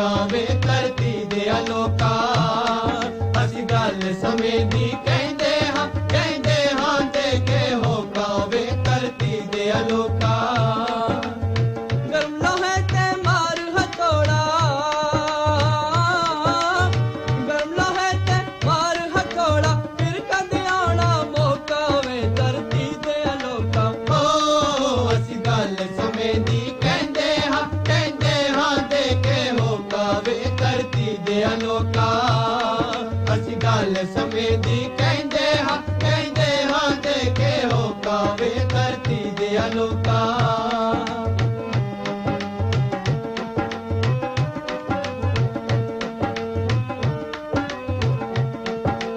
ਅਜੇ ਤਾਂ ਭਗਤ ਸਰਾਬੇ ਦੇ ਜੋ ਸੁਪਨੇ ਪਏ ਅਧੂਰੇ ਜੋ ਸੁਪਨੇ ਪਏ ਅਧੂਰੇ ਜੋ ਸੁਪਨੇ ਪਏ ਅਧੂਰੇ ਸੀਸ ਤਲੀ ਤੇ ਰੱਖ ਕੇ ਜਿਹੜੇ ਕਰਨੇ ਆਪਾਂ ਪੂਰੇ ਜਿਹੜੇ ਕਰਨੇ ਆਪਾਂ ਪੂਰੇ ਜਿਹੜੇ ਕਰਨੇ ਆਪਾਂ ਪੂਰੇ ਰੂਡਰਾਂ ਦੀ ਅਜੇ ਵੀ ਜਿਉਂਦੀ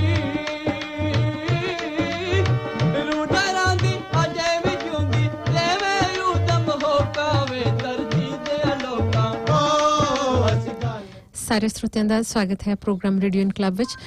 ਦੋਸਤੋ ਸਾਡਾ ਔਰ ਤੁਹਾਡਾ ਸਾਥ ਬਣਿਆ ਰਹੇਗਾ 6:30 ਵਜੇ ਤੱਕ ਪਲੈਨਟ 104.6 FM ਤੋਂ ਤੁਸੀਂ ਸਾਨੂੰ ਸੁਣ ਰਹੇ ਹੋ, ਮੈਨੂੰ ਔਰ ਭਾਰਤੀ ਜੀ ਨੂੰ।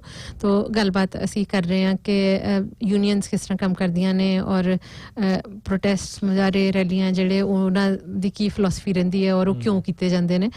ਤੋ ਅਸੀਂ ਸਾਡਾ ਜਿਹੜਾ ਪਰਸਨਲ ਐਕਸਪੀਰੀਅੰਸ ਰਿਹਾ ਹੈ ਜਿਹੜੇ ਪ੍ਰੋਟੈਸਟ ਮੋਨੂਮੈਂਟਲ ਰਹੇ ਨੇ ਉਹ ਤੁਹਾਡੇ ਨਾਲ ਅਸੀਂ ਜਾਣਕਾਰੀ ਸ਼ੇਅਰ ਕਰ ਚੁੱਕੇ ਹਾਂ। ਤੋ ਇਹਦੇ ਵਿੱਚੋਂ ਇਹ ਵੀ ਅਸੀਂ ਗੱਲ ਤੁਹਾਨੂੰ ਦੱਸੀ ਕਿ ਜਿਹੜਾ ਬਾਰ-ਬਾਰ ਕਿਹਾ ਜਾਂਦਾ ਹੈ ਕਿ ਮੁਜ਼ਾਹਰਿਆਂ ਕਰਕੇ ਇਮੀਗ੍ਰੇਸ਼ਨ ਦੇ ਰੂਲ ਸਖਤ ਹੁੰਦੇ ਨੇ, ਉਹ ਵੀ ਅਸੀਂ ਕਲੀਅਰ ਕਰਨ ਦੀ ਕੀਤੀ ਹੈ ਗੱਲ, ਕੋਸ਼ਿਸ਼ ਕੀਤੀ ਕਲੀਅਰ ਕਰਨ ਦੀ ਕਿ ਕੋਲੀਸ਼ਨ ਹੈ ਨੈਸ਼ਨਲ ਤੇ ਹਾਂ ਉਹ ਜਿਹੜੇ ਐਂਟੀ ਮਾਈਗ੍ਰੈਂਟ ਬੈਠੇ ਹੋਏ ਨੇ ਸਰਕਾਰ 'ਚ ਜਾਂ ਪਹਿਲਾਂ ਜਿਹੜੇ ਨੈਸ਼ਨਲ ਸੀਗੇ ਉਹਨਾਂ ਦਾ ਤੇ ਮਕਸਦ ਹੀ ਬਿਜ਼ਨਸ ਤੇ ਪ੍ਰੋਫਿਟ ਮੋਰ ਪ੍ਰੋਫਿਟ ਹੈ। ਕਿਉਂਕਿ ਇਹ ਦੋਨੀ ਸਰਕਾਰਾਂ ਦੀ ਇੱਕ ਕਾਮਨ ਫਿਲਾਸਫੀ ਆ ਪੂੰਜੀਵਾਦ ਸਿਸਟਮ ਦੀ, ਉਹਦੀ ਅਸੀਂ ਗੱਲ ਕਰਾਂਗੇ ਕਿ ਉਹ ਕਿਉਂ ਇਦਾਂ ਕਰਦੇ ਨੇ। ਤੋ ਜਿਹੜਾ ਸਾਨੂੰ ਸਾਡੇ ਮੁਤਾਬਕ ਜਿਹੜੇ ਪੋਜ਼ਿਟਿਵਸ ਨਿਕਲੇ ਨੇ ਇਹ ਓਵਰ the years, ਇੱਕ ਤਾਂ ਜਿਹੜੇ ਸਾਡੇ ਵਿਦਿਆਰਥੀ ਡਿਪੋਰਟ ਹੋਏ ਸੀਗੇ 4 ਉਹਨਾਂ ਚੋਂ ਵਾਪਸ ਆਏ। ਮੇਰੀ ਉਮਰ ਕਰੀਬ 53 ਸਾਲ ਹੈ, ਮੈਂ 3 ਅਲੱਗ-ਅਲੱਗ ਦੇਸ਼ਾਂ 'ਚ ਰਹੀ ਹਾਂ। ਮੈਂ ਕਿਸੇ ਨੂੰ ਨਹੀਂ ਜਾਣਦੀ ਜਿਹੜਾ ਵਿਅਕਤੀ ਡਿਪੋਰਟ ਹੋ ਕੇ ਵਾਪਸ ਫਿਰ ਉਸੇ ਦੇਸ਼ ਆਇਆ ਹੋਵੇ। ਸੋ ਇਹ ਇੱਕ ਆਪਣੇ ਆਪ 'ਚ ਸਾਨੂੰ ਲੱਗਦਾ ਕਿ ਕਾਫੀ ਇਤਿਹਾਸਕ ਗੱਲ ਆ। ਬੇਸ਼ੱਕ ਉਹ 11 ਜਣੇ ਸੀਗੇ, 11 ਚੋਂ 4 ਵਾਪਸ ਆਏ ਆ। ਉਹ ਵੀ ਸਾਨੂੰ ਤਾਨੇ ਮਿਹਣੇ ਬਹੁਤ ਮਾਰੇ ਜਾਂਦੇ ਆ ਕਿ 4 ਬੰਦੇ ਬੁਲਾ ਕੇ ਇਹਨਾਂ ਨੇ। ਉਹਦੇ ਵਿੱਚ ਵੀ ਜੀ ਜਿਹੜੇ ਵਿਦਿਆਰਥੀ ਸੀਗੇ ਦੇ ਮੂਵਡ ਔਨ। ਹਾਂ ਉਹ ਇਸ ਕਰਕੇ ਉਹਨਾਂ ਦੀ ਵਾਪਸੀ ਨਹੀਂ ਹੋ ਸਕੀ। ਕੋਈ ਹੋਰ ਜਿਹੜੇ ਵੈਸਟਰਨ ਦੇਸ਼ ਨੇ ਉਹਨਾਂ 'ਚ ਉਹਨਾਂ ਨੇ ਸਮਾਂ ਬਹੁਤ ਲੱਗ ਚੁੱਕਿਆ ਸੀ, ਸਮਾਂ ਉਹ ਚਲੇ ਗਏ ਉੱਥੇ। So they are seen to have moved on. ਤੋ ਜਿਹੜੇ ਉਹ ਅਸੀਂ ਪਹਿਲਾਂ ਗੱਲ ਕਲੀਅਰ ਕਰ ਚੁੱਕੇ ਹਾਂ ਕਿ ਜਿਹੜਾ 300-400 ਵਿਦਿਆਰਥੀ ਸੀਗਾ ਉਹ ਨਾਲ ਹੀ ਨਹੀਂ ਜੁੜਿਆ ਉਸ ਵਕਤ, ਔਰ ਬਾਅਦ ਜਿਨ੍ਹਾਂ ਨੇ ਜੁੜਨ ਦੀ ਕੋਸ਼ਿਸ਼ ਕੀਤੀ ਉਹਨਾਂ ਨੂੰ ਬਕਾਇਦਾ ਕੌਨਸ਼ੀਅਸ ਐਫਰਟ ਕਰਕੇ ਹਟਾਇਆ ਗਿਆ ਕਿ ਤੁਸੀਂ ਇਹਨਾਂ ਦੇ ਨਾਲ ਨਹੀਂ ਜੁੜਨਾ, ਉਡੀਕੋ ਦੇਖੋ ਕਿ ਇਹਨਾਂ ਦੇ ਸੰਘਰਸ਼ ਦਾ ਕੀ ਆਊਟਕਮ ਆਉਂਦਾ ਆ। ਇਹ ਬਾਅਦ 'ਚ ਜਦੋਂ ਆਊਟਕਮ ਆ ਗਿਆ ਉਦੋਂ ਜਿਹੜੇ ਲੋਕਾਂ ਨੇ ਵਿਦਿਆਰਥੀਆਂ ਨੇ ਸਾਨੂੰ ਕੰਟੈਕਟ ਕੀਤਾ ਉਹ ਸਾਨੂੰ ਦੱਸਦੇ ਨੇ, ਓਬਵੀਅਸਲੀ ਦੱਸਦੇ ਨੇ ਔਰ ਖੁਦ ਕਹਿੰਦੇ ਨੇ ਕਿ ਅਸੀਂ ਵੀ ਇਹੀ ਸਾਥ ਦਿੰਦੇ ਸੀਗੇ। ਹਾਂ ਦੱਸਦੇ ਨੇ ਔਰ ਉਹ ਉਹਨਾਂ ਵਿਅਕਤੀਆਂ ਦਾ ਸੰਸਥਾਵਾਂ ਦਾ ਨਾਮ ਵੀ ਦੱਸਦੇ ਨੇ ਜਿਨ੍ਹਾਂ ਨੇ ਉਹਨਾਂ ਨੂੰ ਉਦੋਂ ਰੋਕਿਆ। ਸੋ ਖੈਰ ਅਸੀਂ ਉਹ ਪਬਲਿਕਲੀ ਨਹੀਂ ਗੱਲ ਕਰਾਂਗੇ। ਉਸ ਤੋਂ ਬਾਅਦ ਜਿਹੜਾ ਵਰਕ ਵੀਜ਼ਾ, ਜਿਹੜਾ EMPLOYER ASSISTED ਇੱਕ ਵਰਕ ਵੀਜ਼ਾ ਹੁੰਦਾ ਸੀ 2 ਸਾਲ ਦਾ, ਉਹ ਨਵੰਬਰ 2018 'ਚ ਉਹ ਹਟਾ ਦਿੱਤਾ ਗਿਆ ਔਰ ਜਿਨ੍ਹਾਂ ਕੋਲੋਂ ਵੀਜ਼ਾ ਸੀਗਾ ਉਹਨਾਂ ਨੂੰ ਇਹ ਆਪਸ਼ਨ ਦਿੱਤੀ ਗਈ ਕਿ ਤੁਸੀਂ ਬਾਕੀ ਦਾ ਜਿਹੜਾ ਤੁਹਾਡਾ ਸਾਲ 1.5 ਸਾਲ 2 ਸਾਲ ਦਾ ਰਹਿ ਗਿਆ ਉਹਨੂੰ ਓਪਨ ਕਰਾ ਲਓ। ਸੋ ਉਦੋਂ ਇੱਕਦਮ ਸਪਾਈਕ ਹੋਈ ਕਿ 1 ਮਹੀਨੇ 'ਚ ਜਿੱਥੇ ਹਾਰਡਲੀ 1000 ਐਪਲੀਕੇਸ਼ਨ ਆਉਂਦੀਆਂ ਹੋਣਗੀਆਂ ਵੇਰੀਏਸ਼ਨ ਆਫ ਕੰਡੀਸ਼ਨ ਦੀਆਂ, 5-6 ਹਜ਼ਾਰ ਦੇ ਕਰੀਬ ਐਪਲੀਕੇਸ਼ਨ ਆਈਆਂ। ਸੋ ਉਹਦੇ ਤੋਂ ਕਾਫੀ ਜਿਹੜੇ ਵਰਕਰ ਮਾਈਗ੍ਰੈਂਟ ਵਰਕਰ ਜਿਹੜੇ ਐਕਸਪਲੋਇਟ ਹੁੰਦੇ ਸੀ ਉਹਨਾਂ ਨੂੰ ਟੈਂਪਰਰੀ ਰਿਲੀਫ ਮਿਲਿਆ। ਔਰ ਉਸ ਤੋਂ ਉਹ ਜਦੋਂ ਅਨਾਉਂਸਮੈਂਟ ਕੀਤੀ ਗਈ ਸੀਗੀ ਜਿਹੜਾ ਪ੍ਰਪੋਜ਼ਲ ਸੀ ਉਹਦੇ ਵਿੱਚ ਉਹਨਾਂ ਨੇ ਹੋਰ ਵੀ ਚੇਂਜਸ ਕਰਨੀਆਂ ਸੀਗੀਆਂ ਸਟੂਡੈਂਟਸ ਨੂੰ ਲੈ ਕੇ, ਜਿਹੜੇ ਫਿਊਚਰ 'ਚ ਇੰਟਰਨੈਸ਼ਨਲ ਸਟੂਡੈਂਟ ਆਉਣਗੇ ਉਹਨਾਂ ਨੂੰ ਅਗਰ ਉਹ ਲੈਵਲ 7 ਔਰ ਅਬਵ ਸਟੱਡੀ ਕਰਦੇ ਆ 3 ਸਾਲ ਦਾ ਓਪਨ ਵਰਕ ਵੀਜ਼ਾ ਹੋਊਗਾ ਵਗੈਰਾ ਵਗੈਰਾ। ਸੋ ਜਿਹੜੇ ਆਲਰੇਡੀ ਸਟੂਡੈਂਟ ਇੱਥੇ ਸੀਗੇ ਉਹਨਾਂ ਲਈ ਕੁਛ ਨਹੀਂ ਸੀ। ਸੋ ਅਸੀਂ ਜਿਹੜੀਆਂ ਸਬਮਿਸ਼ਨਸ ਕੀਤੀਆਂ ਉਹਦੇ ਵਿੱਚ ਇਹ ਪੁਆਇੰਟ ਰੱਖਿਆ ਕਿ ਤੁਸੀਂ ਇੱਕ ਹੋਰ ਕਲਾਸ ਮਾਈਗ੍ਰੈਂਟਸ ਦੀ ਪੈਦਾ ਕਰ ਦੋਗੇ ਜਿਹੜੇ ਹੋਰ ਵੀ ਐਕਸਪਲੋਇਟ ਹੋਣਗੇ। ਸੋ ਉਹਨਾਂ ਨੇ ਬਕਾਇਦਾ ਨੋਟਿਸ ਲਿਆ ਔਰ ਇਹ ਫਿਰ ਰੂਲ ਬਣਿਆ ਕਿ ਜਿਹੜੇ ਵਿਦਿਆਰਥੀ ਆਲਰੇਡੀ ਇੱਥੇ ਨੇ ਫਰਮ ਸਰਟਨ ਡੇਟ ਉਹਨਾਂ ਨੂੰ ਵੀ 3 ਸਾਲ ਦਾ ਹੀ ਓਪਨ ਵਰਕ ਵੀਜ਼ਾ ਮਿਲੂਗਾ ਡਿਪੈਂਡਿੰਗ ਔਨ ਉਹਨਾਂ ਦੀ ਸਟੱਡੀ ਦਾ ਕੀ ਲੈਵਲ ਹੈ। ਸੋ ਇਹ ਵੀ ਇੱਕ ਪੋਜ਼ਿਟਿਵ ਆਊਟਕਮ ਆ। ਹੋਰ ਉਸ ਤੋਂ ਬਾਅਦ ਜਿਹੜਾ ਹੁਣ ਇਹ ਅਗਲੇ ਸਾਲ ਬਨਖਲ ਕਰਨ ਜਾ ਰਹੇ ਆ ਉਹ ਜਾਂ ਟ੍ਰਾਂਜੀਸ਼ਨ ਫੇਜ਼ ਹੈ ਕਿ ਜਿਹੜਾ ਵੀ ਕੋਈ EMPLOYER ਕਿਸੇ ਮਾਈਗ੍ਰੈਂਟ ਨੂੰ EMPLOY ਕਰਨਾ ਚਾਹੁੰਦਾ ਉਹਨੂੰ ਅਕ੍ਰੈਡੀਟੇਸ਼ਨ ਲੈਣੀ ਪਊਗੀ ਇਮੀਗ੍ਰੇਸ਼ਨ ਨਿਊਜ਼ੀਲੈਂਡ ਦੇ ਨਾਲ, ਸਰਟਨ ਉਹਨਾਂ ਦੀਆਂ ਰਿਕੁਆਇਰਮੈਂਟਸ ਫੁਲਫਿਲ ਕਰਨੀਆਂ ਪੈਣਗੀਆਂ। ਸੋ ਇਹਦੇ ਤੋਂ ਸਾਨੂੰ ਆਸ ਆ ਕਿ ਜਿਹੜੇ ਉਹ ਰੋਗ EMPLOYER ਨੇ ਜਾਂ ਜਿਹੜੇ ਗਲਤ EMPLOYER ਨੇ ਐਕਸਪਲੋਇਟ ਕਰਦੇ ਨੇ ਉਹਨਾਂ ਦਾ ਸਫਾਇਆ ਹੋਊਗਾ ਇਹਦੇ ਵਿੱਚੋਂ। ਸੋ ਇਹ ਵੀ ਇੱਕ ਚੰਗੀ ਖਬਰ ਆ।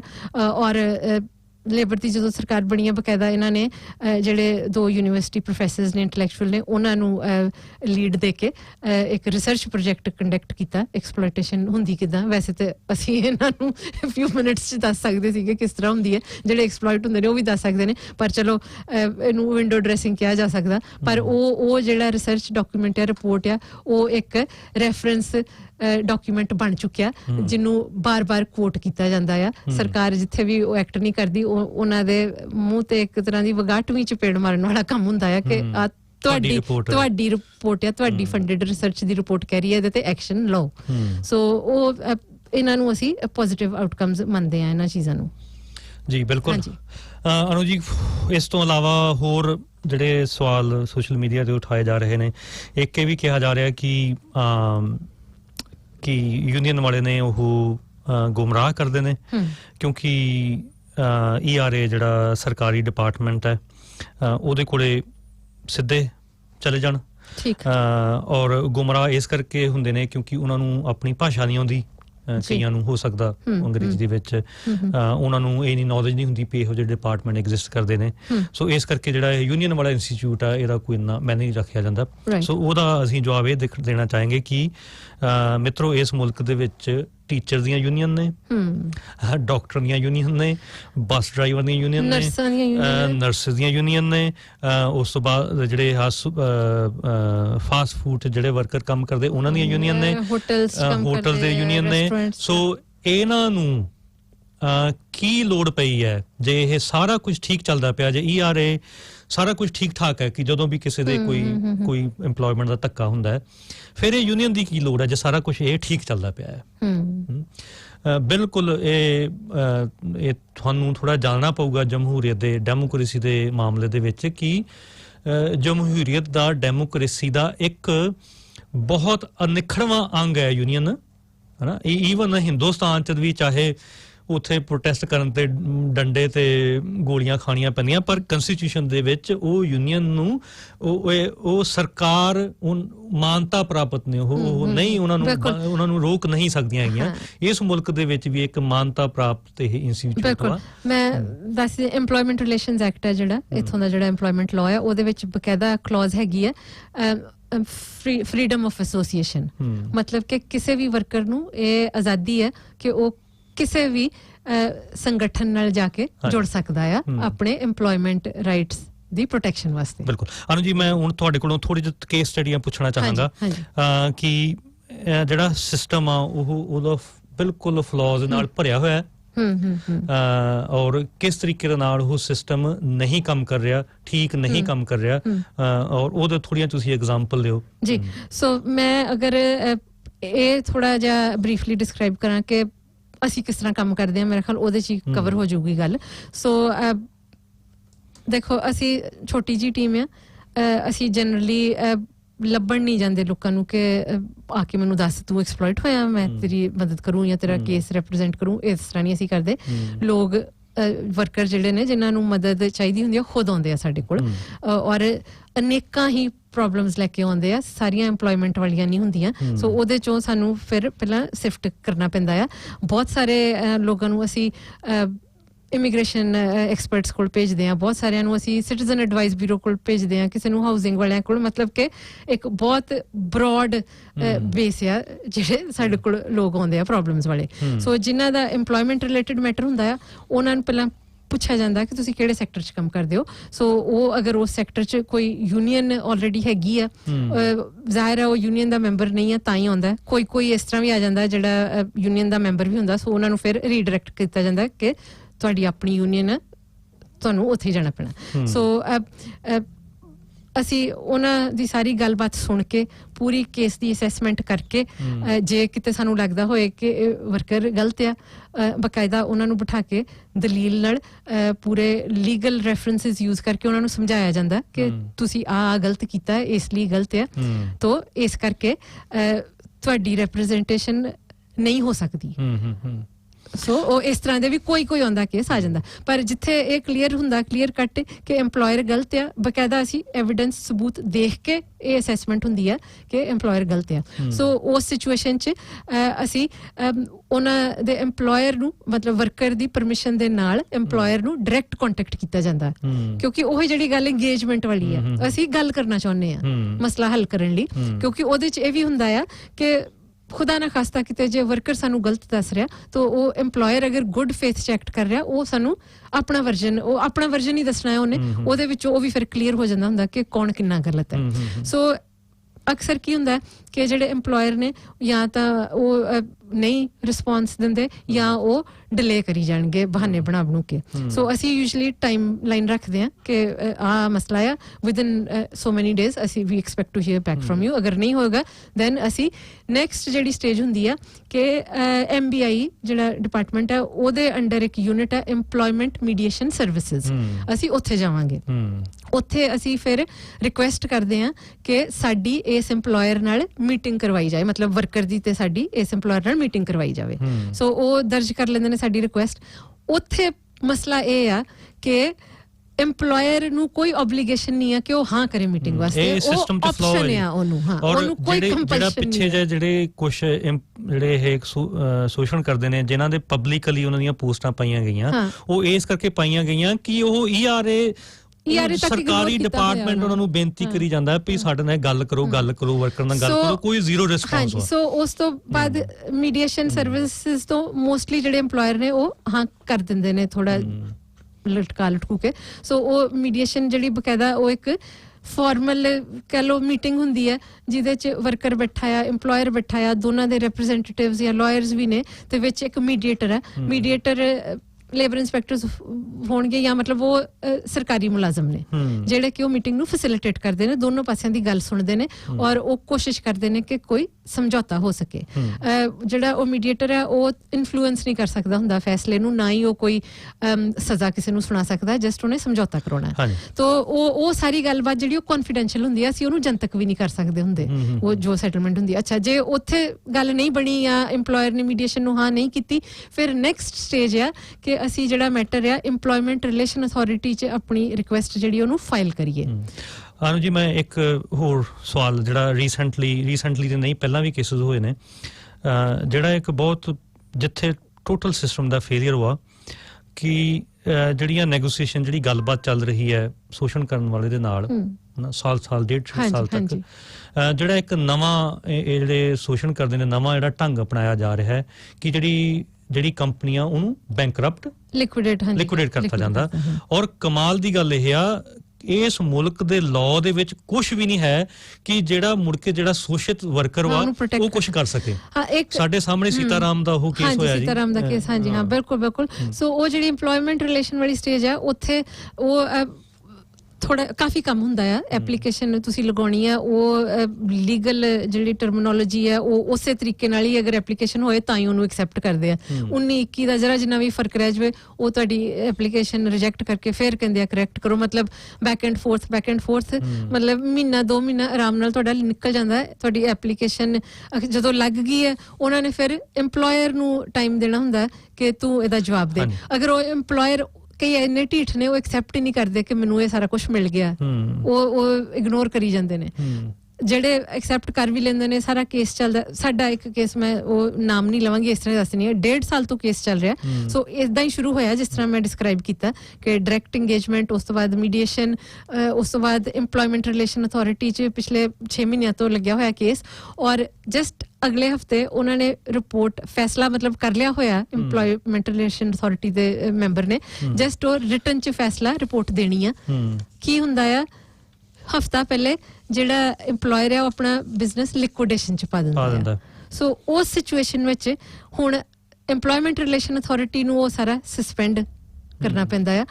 ਉਹਦੇ ਕੋਲ ਇੰਨੀ ਪਾਵਰ ਨਹੀਂ ਆ ਕਿ ਉਹ ਕੇਸ ਨੂੰ ਅੱਗੇ ਤੋਰ ਸਕੇ। ਸੋ ਹੁਣ ਜਿਹੜੇ ਸਾਡੇ ਵਰਕਰ ਨੇ ਜਾਂ ਅਸੀਂ ਆਪਣੇ ਵਰਕਰ ਦੇ ਬਿਹਾਫ ਤੇ ਸਾਨੂੰ ਕੋਰਟ ਕੋਲ ਜਾਣਾ ਪਊਗਾ ਇੱਕ ਸਪੈਸ਼ਲ ਰਿਕੁਐਸਟ ਪਰਮਿਸ਼ਨ ਲੈਣ ਲਈ ਕਿ ਜਿਹੜਾ EMPLOYMENT ਰਿਲੇਸ਼ਨ ਅਥਾਰਟੀ ਇਹ ਕੇਸ ਨੂੰ ਕੰਟੀਨਿਊ ਰੱਖੇ। ਬਿਲਕੁਲ ਮੁਜ਼ਾਹਰਾ ਵੀ ਕੀਤਾ ਜਾ ਸਕਦਾ, ਉਹਨਾਂ ਨੂੰ ਪਬਲਿਕਲੀ ਇਸ ਕੇਸ 'ਚ ਕੋਈ ਮੁਜ਼ਾਹਰਾ ਨਹੀਂ ਹੋਇਆ, ਕੋਈ ਪ੍ਰੋਟੈਸਟ ਨਹੀਂ, ਕੋਈ ਮੀਡੀਆ 'ਚ ਕਿਤੇ ਕੋਈ ਖਬਰ ਨਹੀਂ ਲੱਗੀ। ਮਤਲਬ ਜਿਹੜਾ ਕਿਹਾ ਜਾਂਦਾ ਹੈ ਕਿ ਤੁਸੀਂ EMPLOYER ਨੂੰ ਮੁਜ਼ਾਹਰੇ ਕਰ ਕਰਕੇ ਬਦਨਾਮ ਕਰ ਕਰਕੇ ਇੱਥੋਂ ਤੱਕ ਪਹੁੰਚਾਉਂਦੇ ਹੋ, ਕੁਛ ਨਹੀਂ ਇਸ ਕੇਸ 'ਚ ਹੋਇਆ।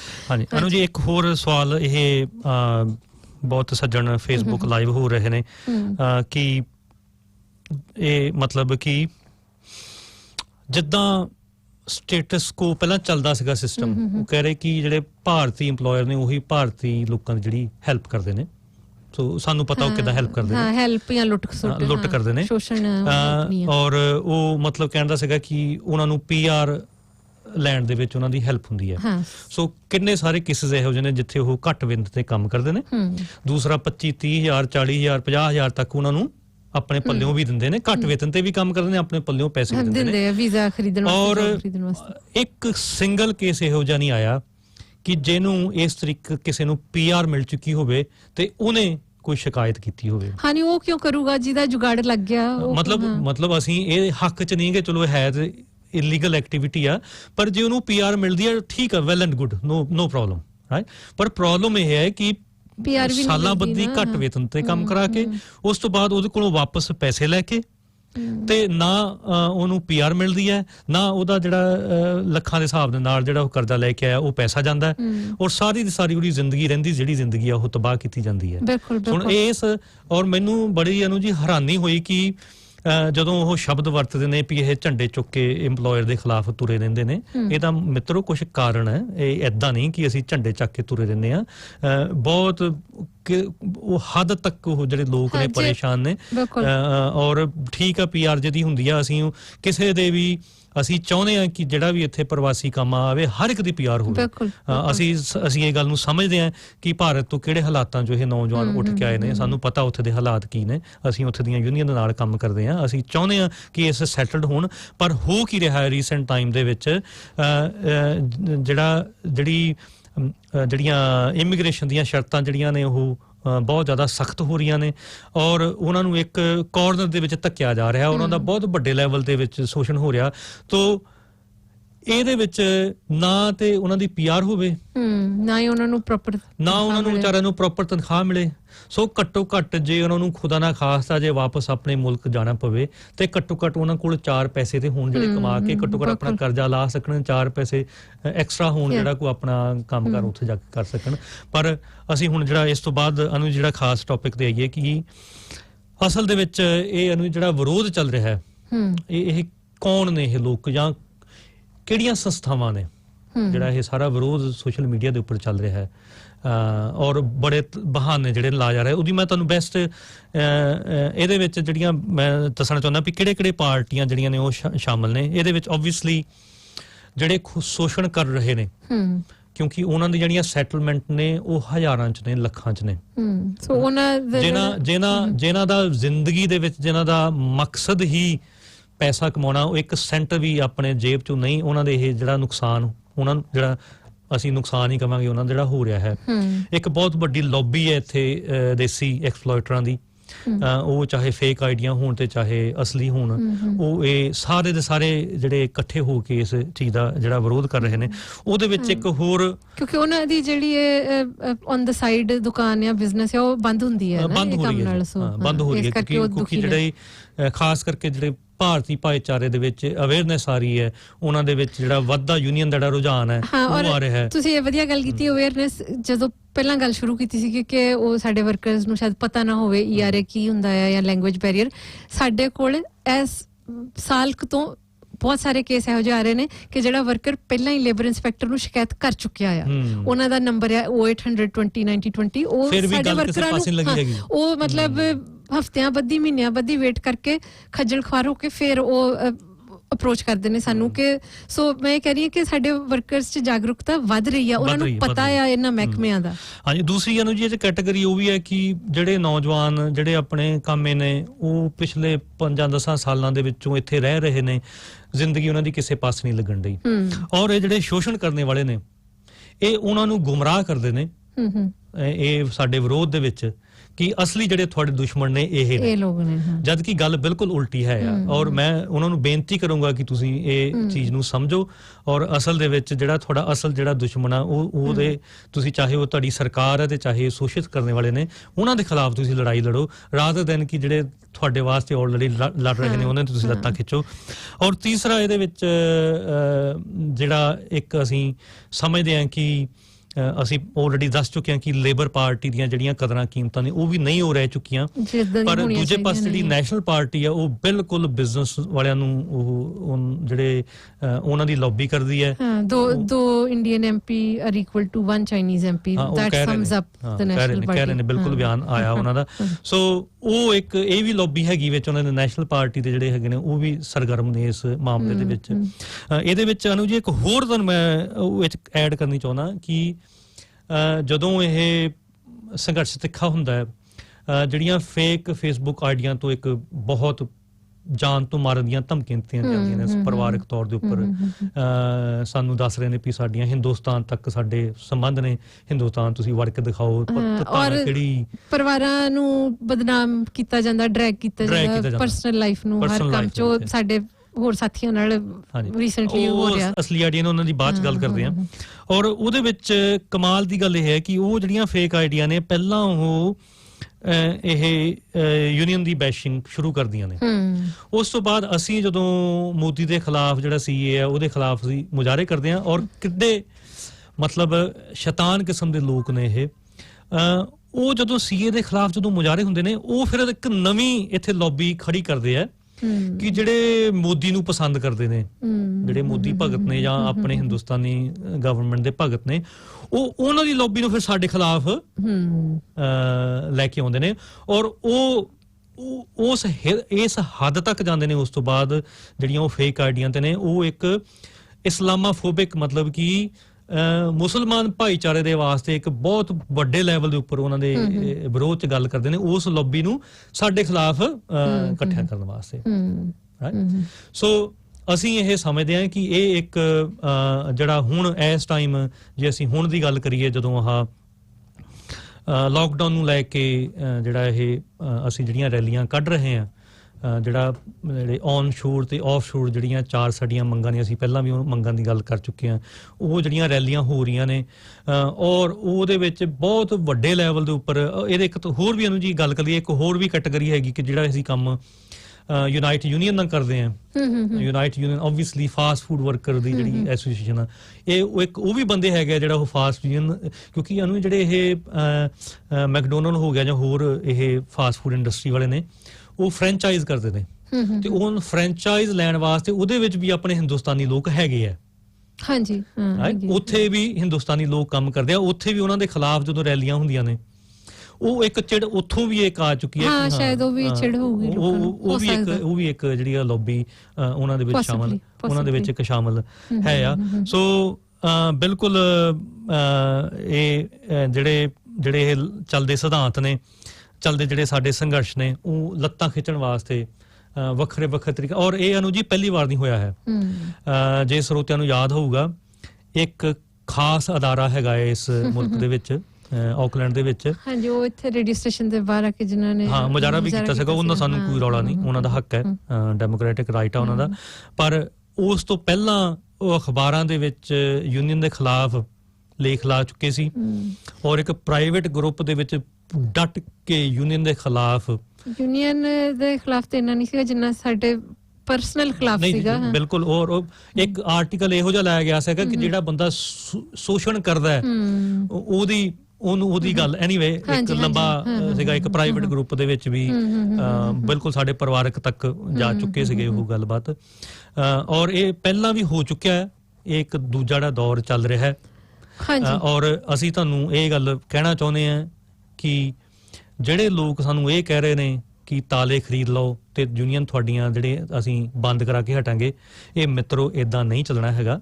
ਉਹ ਜਿਸ ਤਰ੍ਹਾਂ ਮੈਂ ਕਿਹਾ ਸੀ, ਅਸੀਂ ਨਹੀਂ ਹੋਵਾਂਗੇ, ਕੋਈ ਹੋਰ ਹੋਏਗਾ। ਔਰ ਕਮਾਲ ਦੀ ਗੱਲ ਉਹਨੂੰ ਜੀ ਇਹ ਆ, ਇੱਕ ਚੌਧਰੀ ਇੱਥੇ ਜਿਹੜੇ ਬਣੇ ਫਿਰਦੇ ਨੇ ਔਰ ਉਹ ਇੱਕ ਤਰ੍ਹਾਂ ਦੀ ਜਿਹੜੀ ਸ਼ੋਸ਼ਣ ਵਾ, ਉਹ ਕਹਿੰਦੇ ਵੀ ਇਹ ਕਿਉਂਕਿ ਜਿਹੜਾ ਕੰਮ ਜਿਹੜਾ ਬਣਾ ਰਹੇ ਨੇ ਨਾ ਆਪਣੇ ਲੋਕ ਬਣਾ ਰਹੇ, ਕੰਮ ਕਿਦਾਂ ਬਣਦਾ? ਜੁਗਾੜ ਜੁਗਾੜ ਲਾ ਰਹੇ ਆਪਣਾ ਸ਼ੋਸ਼ਣ ਕਰਵਾਓ ਤੇ ਇਹਨਾਂ ਨੂੰ ਪੈਸੇ ਦਿਓ ਵੀ ਜਿੱਦਾਂ ਚੱਲਦਾ ਪਿਆ ਸੀਗਾ ਚੱਲਣ ਕਿਉਂ ਨਹੀਂ? ਇਹ ਕਿੱਥੋਂ ਆ ਗਏ ਲੋਕ? ਹਲਚਲ ਨਹੀਂ ਹੋਣੀ ਚਾਹੀਦੀ। ਇਹ ਹਲਚਲ ਕਿੱਦਾਂ ਹੋਊਗੀ ਇਹ ਸਾਰੀ, ਹਨਾ?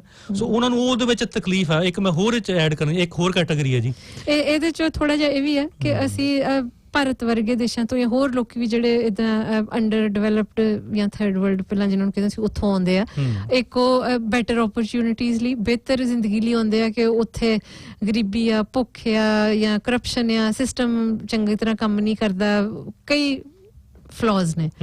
ਸੋ ਅਸੀਂ ਇੱਕ ਬੈਟਰ ਜਗ੍ਹਾ ਆਏ ਆ। ਪਰ ਅਗਰ ਅਸੀਂ ਉਹੋ ਹੀ ਆਦਤਾਂ, ਉਹੋ ਹੀ ਸਾਰੀਆਂ ਜਿਹੜੀਆਂ ਸਾਡੀਆਂ ਕੁਰੀਤੀਆਂ ਨੇ ਇੱਥੇ ਟ੍ਰਾਂਸਪਲਾਂਟ ਕਰ ਲੈਣੀਆਂ ਨੇ ਤੇ ਫਿਰ ਤਾਂ ਬਿਹਤਰ ਹੈ ਕਿ ਅਸੀਂ ਉੱਥੇ ਹੀ ਬੈਠੇ ਰਹਿੰਦੇ। ਸੋ ਇਹ ਜਿਹੜੇ ਇਦਾਂ ਦੇ ਜੁਗਾੜ ਨੇ ਕਿ ਪੈਸੇ ਦਿਓ, ਨੌਕਰੀ ਖਰੀਦੋ, ਪੈਸੇ ਦਿਓ, ਵੀਜ਼ਾ ਲਵਾ ਲਓ, ਸ਼ੋਸ਼ਣ ਕਰਵਾਓ। ਨਹੀਂ ਅਨੂ ਜੀ, ਚੱਕਰ ਇਹ ਕਿ ਪੈਸੇ ਦੇਣ ਤੋਂ ਬਾਅਦ ਵੀ ਮੈਂ ਉਹੀ ਗੱਲ ਕਹਿਣ ਡਿਆ ਨਾ, ਹਾਂ ਨਹੀਂ ਬਣਦੀ ਤੇ ਗੱਲ ਨਹੀਂ ਬਣ ਰਹੀ ਨਾ। ਪਰ ਫਿਰ ਵੀ ਜੇ ਗੱਲ ਬਣਦੀ ਵੀ ਹੋਏ, I don't think we should be justifying it. ਪਰ ਉਹ ਇਹਨੂੰ ਜਸਟੀਫਾਈ ਕਰਨਾ ਚਾਹੁੰਦੇ ਨੇ, ਇਹ ਇੱਕ ਬਹੁਤ ਮਾੜਾ ਰੁਝਾਨ ਆ। ਇਹਨੂੰ ਮੈਂ ਜਿਹੜਾ ਪੁਆਇੰਟ ਰੱਖ ਰਹੀ ਹਾਂ ਕਿ ਅਗਰ ਅਸੀਂ ਜੇ ਇੱਕ ਬਿਹਤਰ ਦੇਸ਼ ਚ ਆਏ ਆ, ਉਹ ਦੇਸ਼ ਨੂੰ ਬਿਹਤਰ ਰਹਿਣ ਦੀਏ ਜਾਂ ਹੋਰ ਬਿਹਤਰ ਬਣਾਈਏ, ਰਾਦਰ ਦੈਨ ਕਿ ਅਸੀਂ ਉਹਨੂੰ ਖਿੱਚ ਕੇ ਆਪਣੇ ਜਿੱਥੋਂ ਅਸੀਂ ਆਏ ਆ ਉਸ ਲੈਵਲ ਤੱਕ ਲੈ ਆਈਏ। ਬਿਲਕੁਲ। ਔਰ ਅਨੂ ਜੀ ਇਹਦੇ ਵਿੱਚ ਇੱਕ ਹੋਰ ਕੈਟਾਗਰੀ ਵੀ ਹੈ। ਹਾਂਜੀ। ਇੱਕ ਤੇ ਹੈ ਨੇ ਜਿਹੜੇ ਇਹ ਵਿਦਿਆਰਥੀਆਂ ਦਾ ਜਿਹੜੇ ਕੰਮ ਦਾ ਸ਼ੋਸ਼ਣ ਕਰ ਚੁੱਕੇ, ਬਹੁਤ ਅਮੀਰ ਬਣ ਚੁੱਕੇ ਨੇ, ਤੇ ਦੂਸਰੇ ਜਿਹਨੂੰ ਅਸੀਂ ਆਪਣੀ ਭਾਸ਼ਾ ਵਿੱਚ ਪੈਟੀ ਬੁਰਜਵਾਜ਼ੀ ਕਹਿੰਦੇ ਆ, ਜਿਹੜੇ ਬਣਨਾ ਚਾਹੁੰਦੇ ਨੇ, ਉਹਨਾਂ ਦਾ ਹੁਣ ਆਪਸ ਦੇ ਵਿੱਚ ਜਦੋਂ ਇਹ ਗੱਲ ਮੈਂ ਤੁਹਾਨੂੰ ਫੈਕਟ ਬੇਸ ਦੱਸ ਰਿਹਾ, ਜਦੋਂ ਆਪਸ ਦੇ ਵਿੱਚ ਇਹ ਲੋਕ ਜਦੋਂ ਮਿਲਦੇ ਨੇ ਇੱਕ ਦੂਸਰੇ ਨੂੰ ਨਾ, ਇਹਨਾਂ 'ਚ ਸਲਾਹਾਂ ਹੁੰਦੀਆਂ ਨਾ, ਉਹ ਇਹ ਕਿਥੇ ਵਿਦਿਆਰਥੀ ਨੂੰ ਹਾਇਰ ਕਰੋ $4 ਦੇ ਕੇ, ਆਹ ਬਿਜ਼ਨਸ ਕਰੋ, ਆਹ ਕਰੋ, ਫਿਰ ਤੁਸੀਂ ਉਹ ਬਿਜ਼ਨਸ ਕੇਸ ਨੂੰ ਹੋਰ ਨੂੰ ਵੇਚੋਗੇ, ਉਹਦੀ ਤੁਸੀਂ ਮਤਲਬ ਪੂਰਾ ਇੱਕ ਗੋਰਖ ਧੰਦਾ। ਉਹ ਜਦੋਂ ਇਹ ਸੁਪਨੇ ਆਪਣੇ ਦਿਮਾਗ ਦੇ ਵਿੱਚ ਇਹੋ ਜਿਹੇ ਸੋਚਦੇ ਨੇ, ਫਿਰ ਦੇਖਦੇ ਨੇ ਯਾਰ ਹਾਂ ਇਹ ਗੱਲ ਤੇ ਬਣ ਸਕਦੀ ਹੈ, ਪਰ ਆਹ ਜਿਹੜੇ ਬੰਦੇ ਨੇ ਇਹ ਆਬਸਟੀਕਲ ਨੇ, ਇਹ ਸਾਡੇ ਨਾ ਜਿਹੜਾ ਸੁਪਨਾ ਸਾਡਾ ਇਸ ਤਰੀਕੇ ਨਾਲ ਅਮੀਰ ਹੋਣ ਦਾ, ਉਹਦੇ 'ਚ ਇਹ ਰੋੜਾ ਬਣ ਰਹੇ ਨੇ। ਇੱਕ ਜਿਹੜੇ ਉਹ ਇਸ ਸ਼ੋਸ਼ਣ ਕਰਕੇ ਆਪਣੇ ਆਪ ਨੂੰ ਅਮੀਰ ਬਣਾਇਆ, ਅਮੀਰ ਹੈ ਨਹੀਂ ਹਜੇ ਤੱਕ, ਪਰ ਬਣਨਾ ਚਾਹੁੰਦੇ ਨੇ। ਉਹਨਾਂ ਇੱਕ ਉਹ ਵੀ ਕੈਟਾਗਰੀ ਹੈ, ਉਹਨਾਂ ਦੇ ਸੁਪਨੇ ਸਾਕਾਰ ਹੋਣ 'ਚ ਸਾਰਾ ਕੁਝ ਹੈ ਆ। ਪਰ ਪੁੱਛ ਕੇ ਵੇਖੋ ਉਹਨਾਂ ਨੂੰ ਜਿਹੜੇ ਇਸ ਕੋਵਿਡ ਦੇ ਮਸਲੇ ਦੇ ਵਿੱਚ ਜਿਹੜੇ ਕਾਮੇ ਫਸੇ ਹੋਏ ਨੇ, ਉਹਨਾਂ ਦੀ ਜ਼ਿੰਦਗੀ ਕੀ ਹੈ, ਰਾਈਟ? ਔਰ ਜਿਹੜੇ ਉੱਥੇ ਫਸੇ ਹੋਏ ਨੇ, ਔਨ ਸ਼ੋਰ ਹੋਣ ਚਾਹੇ ਆਫ ਸ਼ੋਰ ਹੋਣ, ਉਹਨਾਂ ਦੇ ਵੀਜ਼ੇ ਆਲਰੇਡੀ ਰੱਦ ਹੋਣ ਡਏ ਨੇ।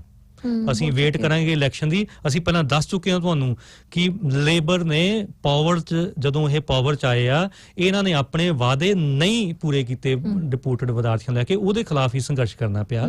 ਇਹ ਭੁੱਲ ਜਾਓ, ਅਸਲੀ ਸੁਨਹਿਰੀ ਮੌਕਾ ਹੁਣੇ ਹੀ ਹੈ ਕਿ ਅਸੀਂ ਸਰਕਾਰ ਬਣਨ ਤੋਂ ਪਹਿਲਾਂ ਇਹਨਾਂ ਤੇ ਪ੍ਰੈਸ਼ਰ ਪਾਈਏ ਕਿ ਇਹ ਸਾਡੀ ਜਿਹੜੀ ਆ ਉਹ ਗੱਲ ਬਾਤ ਮੰਨਣ। ਬਿਲਕੁਲ ਬਿਲਕੁਲ।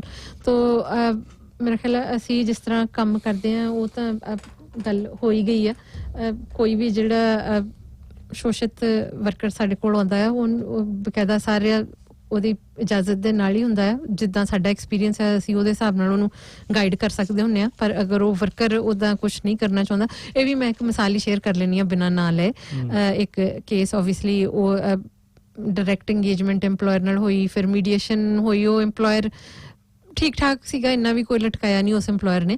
ਤੋ ਮੀਡੀਏਸ਼ਨ ਵਿੱਚ ਜਿਹੜਾ ਉਹਨਾਂ ਨੇ ਜੋ ਆਫਰ ਕੀਤੀ ਸੈਟਲਮੈਂਟ, ਉਹ ਸਾਨੂੰ ਔਰ ਮੀਡੀਏਟਰ ਨੂੰ ਵੀ ਲੱਗਿਆ ਕਿ ਰੀਜ਼ਨੇਬਲ ਆ, ਕਿਉਂਕਿ ਉਹ ਜਿਹੜੀ ਲਾਈਨ ਆਫ ਵਰਕ ਉਹ ਇਹੋ ਜਿਹੀ ਹੈ ਕਿ ਕਰੰਟ ਇਕਨੋਮਿਕ ਇਨਵਾਇਰਨਮੈਂਟ ਤੇ ਕੋਵਿਡ ਕਰਕੇ ਉਹ ਸਰਵਾਈਵ ਨਹੀਂ ਹੋਣਾ। ਉਸ ਇੰਡਸਟਰੀ ਦੇ ਸਾਰੇ ਬਿਜ਼ਨਸ ਬੰਦ ਹੀ ਹੋਣੇ। ਮੈਂ ਨਾਂ ਨਹੀਂ ਲਵਾਂਗੀ ਕਿਉਂਕਿ ਉਹਦੇ ਨਾਲ ਫਿਰ ਉਹ ਸੋ ਉਹਦੇ 'ਚ ਮੈਂ ਇਹ ਕਹਿਣਾ ਚਾਹੁੰਦੀ ਹਾਂ ਕਿ ਉਸ ਵਰਕਰ ਨੂੰ ਇਹ ਲੱਗਿਆ ਕਿ ਉਹ ਇਨਸਾਫ ਨਹੀਂ ਮਿਲ ਰਿਹਾ। ਸੋ ਮੀਡੀਏਟਰ ਨੇ ਬਕਾਇਦਾ ਬਹੁਤ ਕੋਸ਼ਿਸ਼ ਕੀਤੀ। ਸੋ ਉਹ ਉਸ ਤੋਂ ਬਾਅਦ ਅਸੀਂ ਕਿਹਾ ਕਿ ਠੀਕ ਹੈ ਕਿ ਅਸੀਂ ਧੱਕੇ ਨਾਲ ਤੇ ਕਿਸੇ ਦੀ ਸੈਟਲਮੈਂਟ ਕਰਾ ਨਹੀਂ ਸਕਦੇ ਨਾ।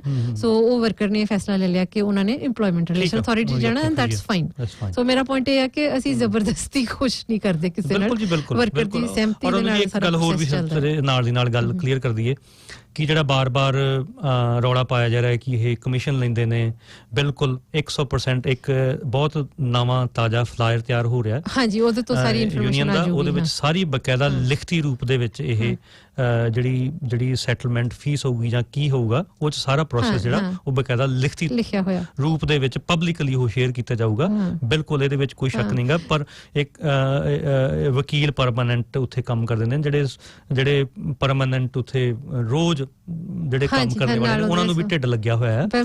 ਪਰ ਸਾਡਾ ਜਿਹੜਾ ਮੇਨ ਫੋਕਸ ਵਾ ਇਹ ਖਾਸ ਕਰਕੇ ਜਿਹੜੇ ਸੰਘਰਸ਼ ਚੱਲ ਰਹੇ ਨੇ ਮਾਈਗ੍ਰੈਂਟਾਂ ਦੇ ਵਾਪਸ ਜਿਹੜੀ ਸੰਘਰਸ਼, ਉਹਦੇ ਵਿੱਚ ਤੇ ਕੋਈ ਮਸਲਾ ਨਹੀਂ ਹੈ ਨਾ। ਅਸੀਂ ਉਹਨਾਂ ਦੀ ਮਦਦ ਵੀ ਕਰ ਰਹੇ ਹਾਂ, ਵਿਦਿਆਰਥੀਆਂ ਦੀ ਮਦਦ ਵੀ ਕਰ ਰਹੇ ਹਾਂ। ਪੁੱਛ ਲਓ ਉਹਨਾਂ ਕੋਲੋਂ ਕਿੰਨਾ ਕੁ ਕਮਿਸ਼ਨ ਜਾਂ ਕਿਹੜੇ ਕਾਸਟ, ਅਸੀਂ ਜਿਹੜੇ ਕੇਸਿਸ ਵੀ ਸੈਟਲ ਹੁੰਦੇ ਆ ਉਹਦੇ ਚੋਂ ਅਸੀਂ ਇੰਨਾ ਕੁ ਲੈਂਦੇ ਹਾਂ ਕਿ ਸਾਡੇ ਜਿਹੜੇ ਕਾਸਟਸ ਨੇ ਉਹ ਕਵਰ ਹੋਣ। ਸੋ ਜਿਹੜੇ ਸਟਾਫ 3-4 ਨਾਲ ਕੰਮ ਕਰਦੇ ਆ, ਉਹਨਾਂ ਦੀ ਜਿਹੜੀਆਂ ਵੇਜਸ ਨੇ ਉਹ ਵੀ ਕਾਸਟ ਦਾ ਹਿੱਸਾ ਆ। ਜਿਸ ਤਰ੍ਹਾਂ ਤੁਸੀਂ ਕਿਹਾ ਕਿ ਢਿੱਡ ਲੱਗਿਆ, ਉਹਨਾਂ ਦੀ ਫੁੱਲ ਟਾਈਮ ਜੌਬ ਅਗਰ ਇਹ ਹੋਈ ਹੈ, ਜਿਹੜਾ ਆਫਿਸ ਹੈ ਉਹਦਾ ਕੋਈ ਕਿਰਾਇਆ ਆ, ਕੋਈ ਬਿਜਲੀ ਦਾ, ਕੋਈ ਇੰਟਰਨੈਟ ਦਾ। ਸੋ ਮੇਰਾ ਖਿਆਲ ਹੈ ਕਿ ਪਾਗਲ ਹੀ ਹੋਊਗਾ ਕਿ ਉਹ ਵਿਅਕਤੀ ਕਿ ਜਿਹੜਾ ਇਹ ਸਾਰਾ ਖਲਾਰਾ ਪਾਲੂਗਾ ਤੇ ਆਪਣੇ ਕਾਸਟ ਨਹੀਂ ਕਵਰ ਕਰੂਗਾ। You won't last more than a few days ਅਗਰ ਇਦਾਂ ਕਰੋਗੇ।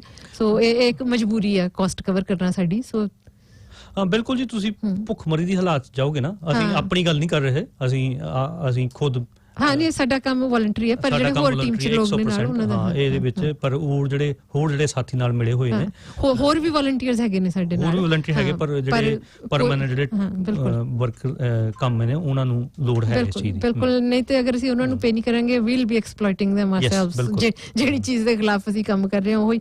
ਸੋ ਅਖੀਰ ਚ ਬਿਲਕੁਲ ਫਟਾਫਟ ਚ ਮੈਂ ਸ਼ੁਰੂ ਚ ਜ਼ਿਕਰ ਕੀਤਾ ਸੀਗਾ ਕਿ ਸਾਡੇ ਜਿਹੜੇ ਇਤਿਹਾਸਿਕ ਸ਼ਖਸੀਅਤਾਂ ਹੋਈਆਂ ਨੇ ਉਹਨਾਂ ਦੀ ਵੀ ਗੱਲ ਕਰਾਂਗੇ ਇਹ ਸਾਰੇ ਸੰਦਰਭ ਚ। ਤੋ ਮੇਰਾ ਖਿਆਲ ਮੇਰੇ ਦਿਮਾਗ 'ਚ ਸ਼ਹੀਦ ਕਰਤਾਰ ਸਿੰਘ ਸਰਾਭਾ ਸੀਗੇ, ਕਾਮਰੇਡ ਦਰਸ਼ਨ ਸਿੰਘ ਕੈਨੇਡੀਅਨ, ਸ਼ਹੀਦ ਭਗਤ ਸਿੰਘ। ਸੋ ਸਾਰਿਆਂ ਦੀ ਤੇ ਗੱਲ ਹੋ ਨਹੀਂ ਸਕਣੀ ਆਉਂਦੇ ਪ੍ਰੋਗਰਾਮਾਂ 'ਚ, ਪਰ ਸ਼ਹੀਦ ਭਗਤ ਸਿੰਘ ਹੋਰਾਂ ਦੀ ਜਾਂ ਉਹਨਾਂ ਦੇ ਕਿਸੇ ਸਾਥੀ ਦੀ ਲਿਖਤ ਹੈ ਜਿਹੜੀ ਮੈਂ ਫਟਾਫਟ ਤੁਹਾਡੇ ਨਾਲ ਪੜ੍ਹਨਾ ਚਾਹੂੰਗੀ। ਇਹ ਜੀ ਕਿਤਾਬ ਆ ਸ਼ਹੀਦ ਭਗਤ ਸਿੰਘ ਅਤੇ ਉਹਨਾਂ ਦੇ ਸਾਥੀਆਂ ਦੀਆਂ ਲਿਖਤਾਂ, ਉਹਦੇ ਵਿੱਚ ਦਰਜ ਆ ਪੰਨਾ ਨੰਬਰ 64। ਸੋ ਆਰਟੀਕਲ ਦਾ ਟਾਈਟਲ ਹੈ ਟ੍ਰੇਡ ਯੂਨੀਅਨ ਬਿੱਲ।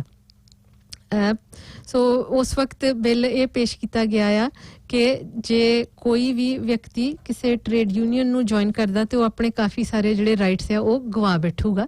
ਸੋ ਉਹਦੇ ਖਿਲਾਫ ਲਿਖ ਰਹੇ ਨੇ ਇਹ ਬਿੱਲ ਦੇ।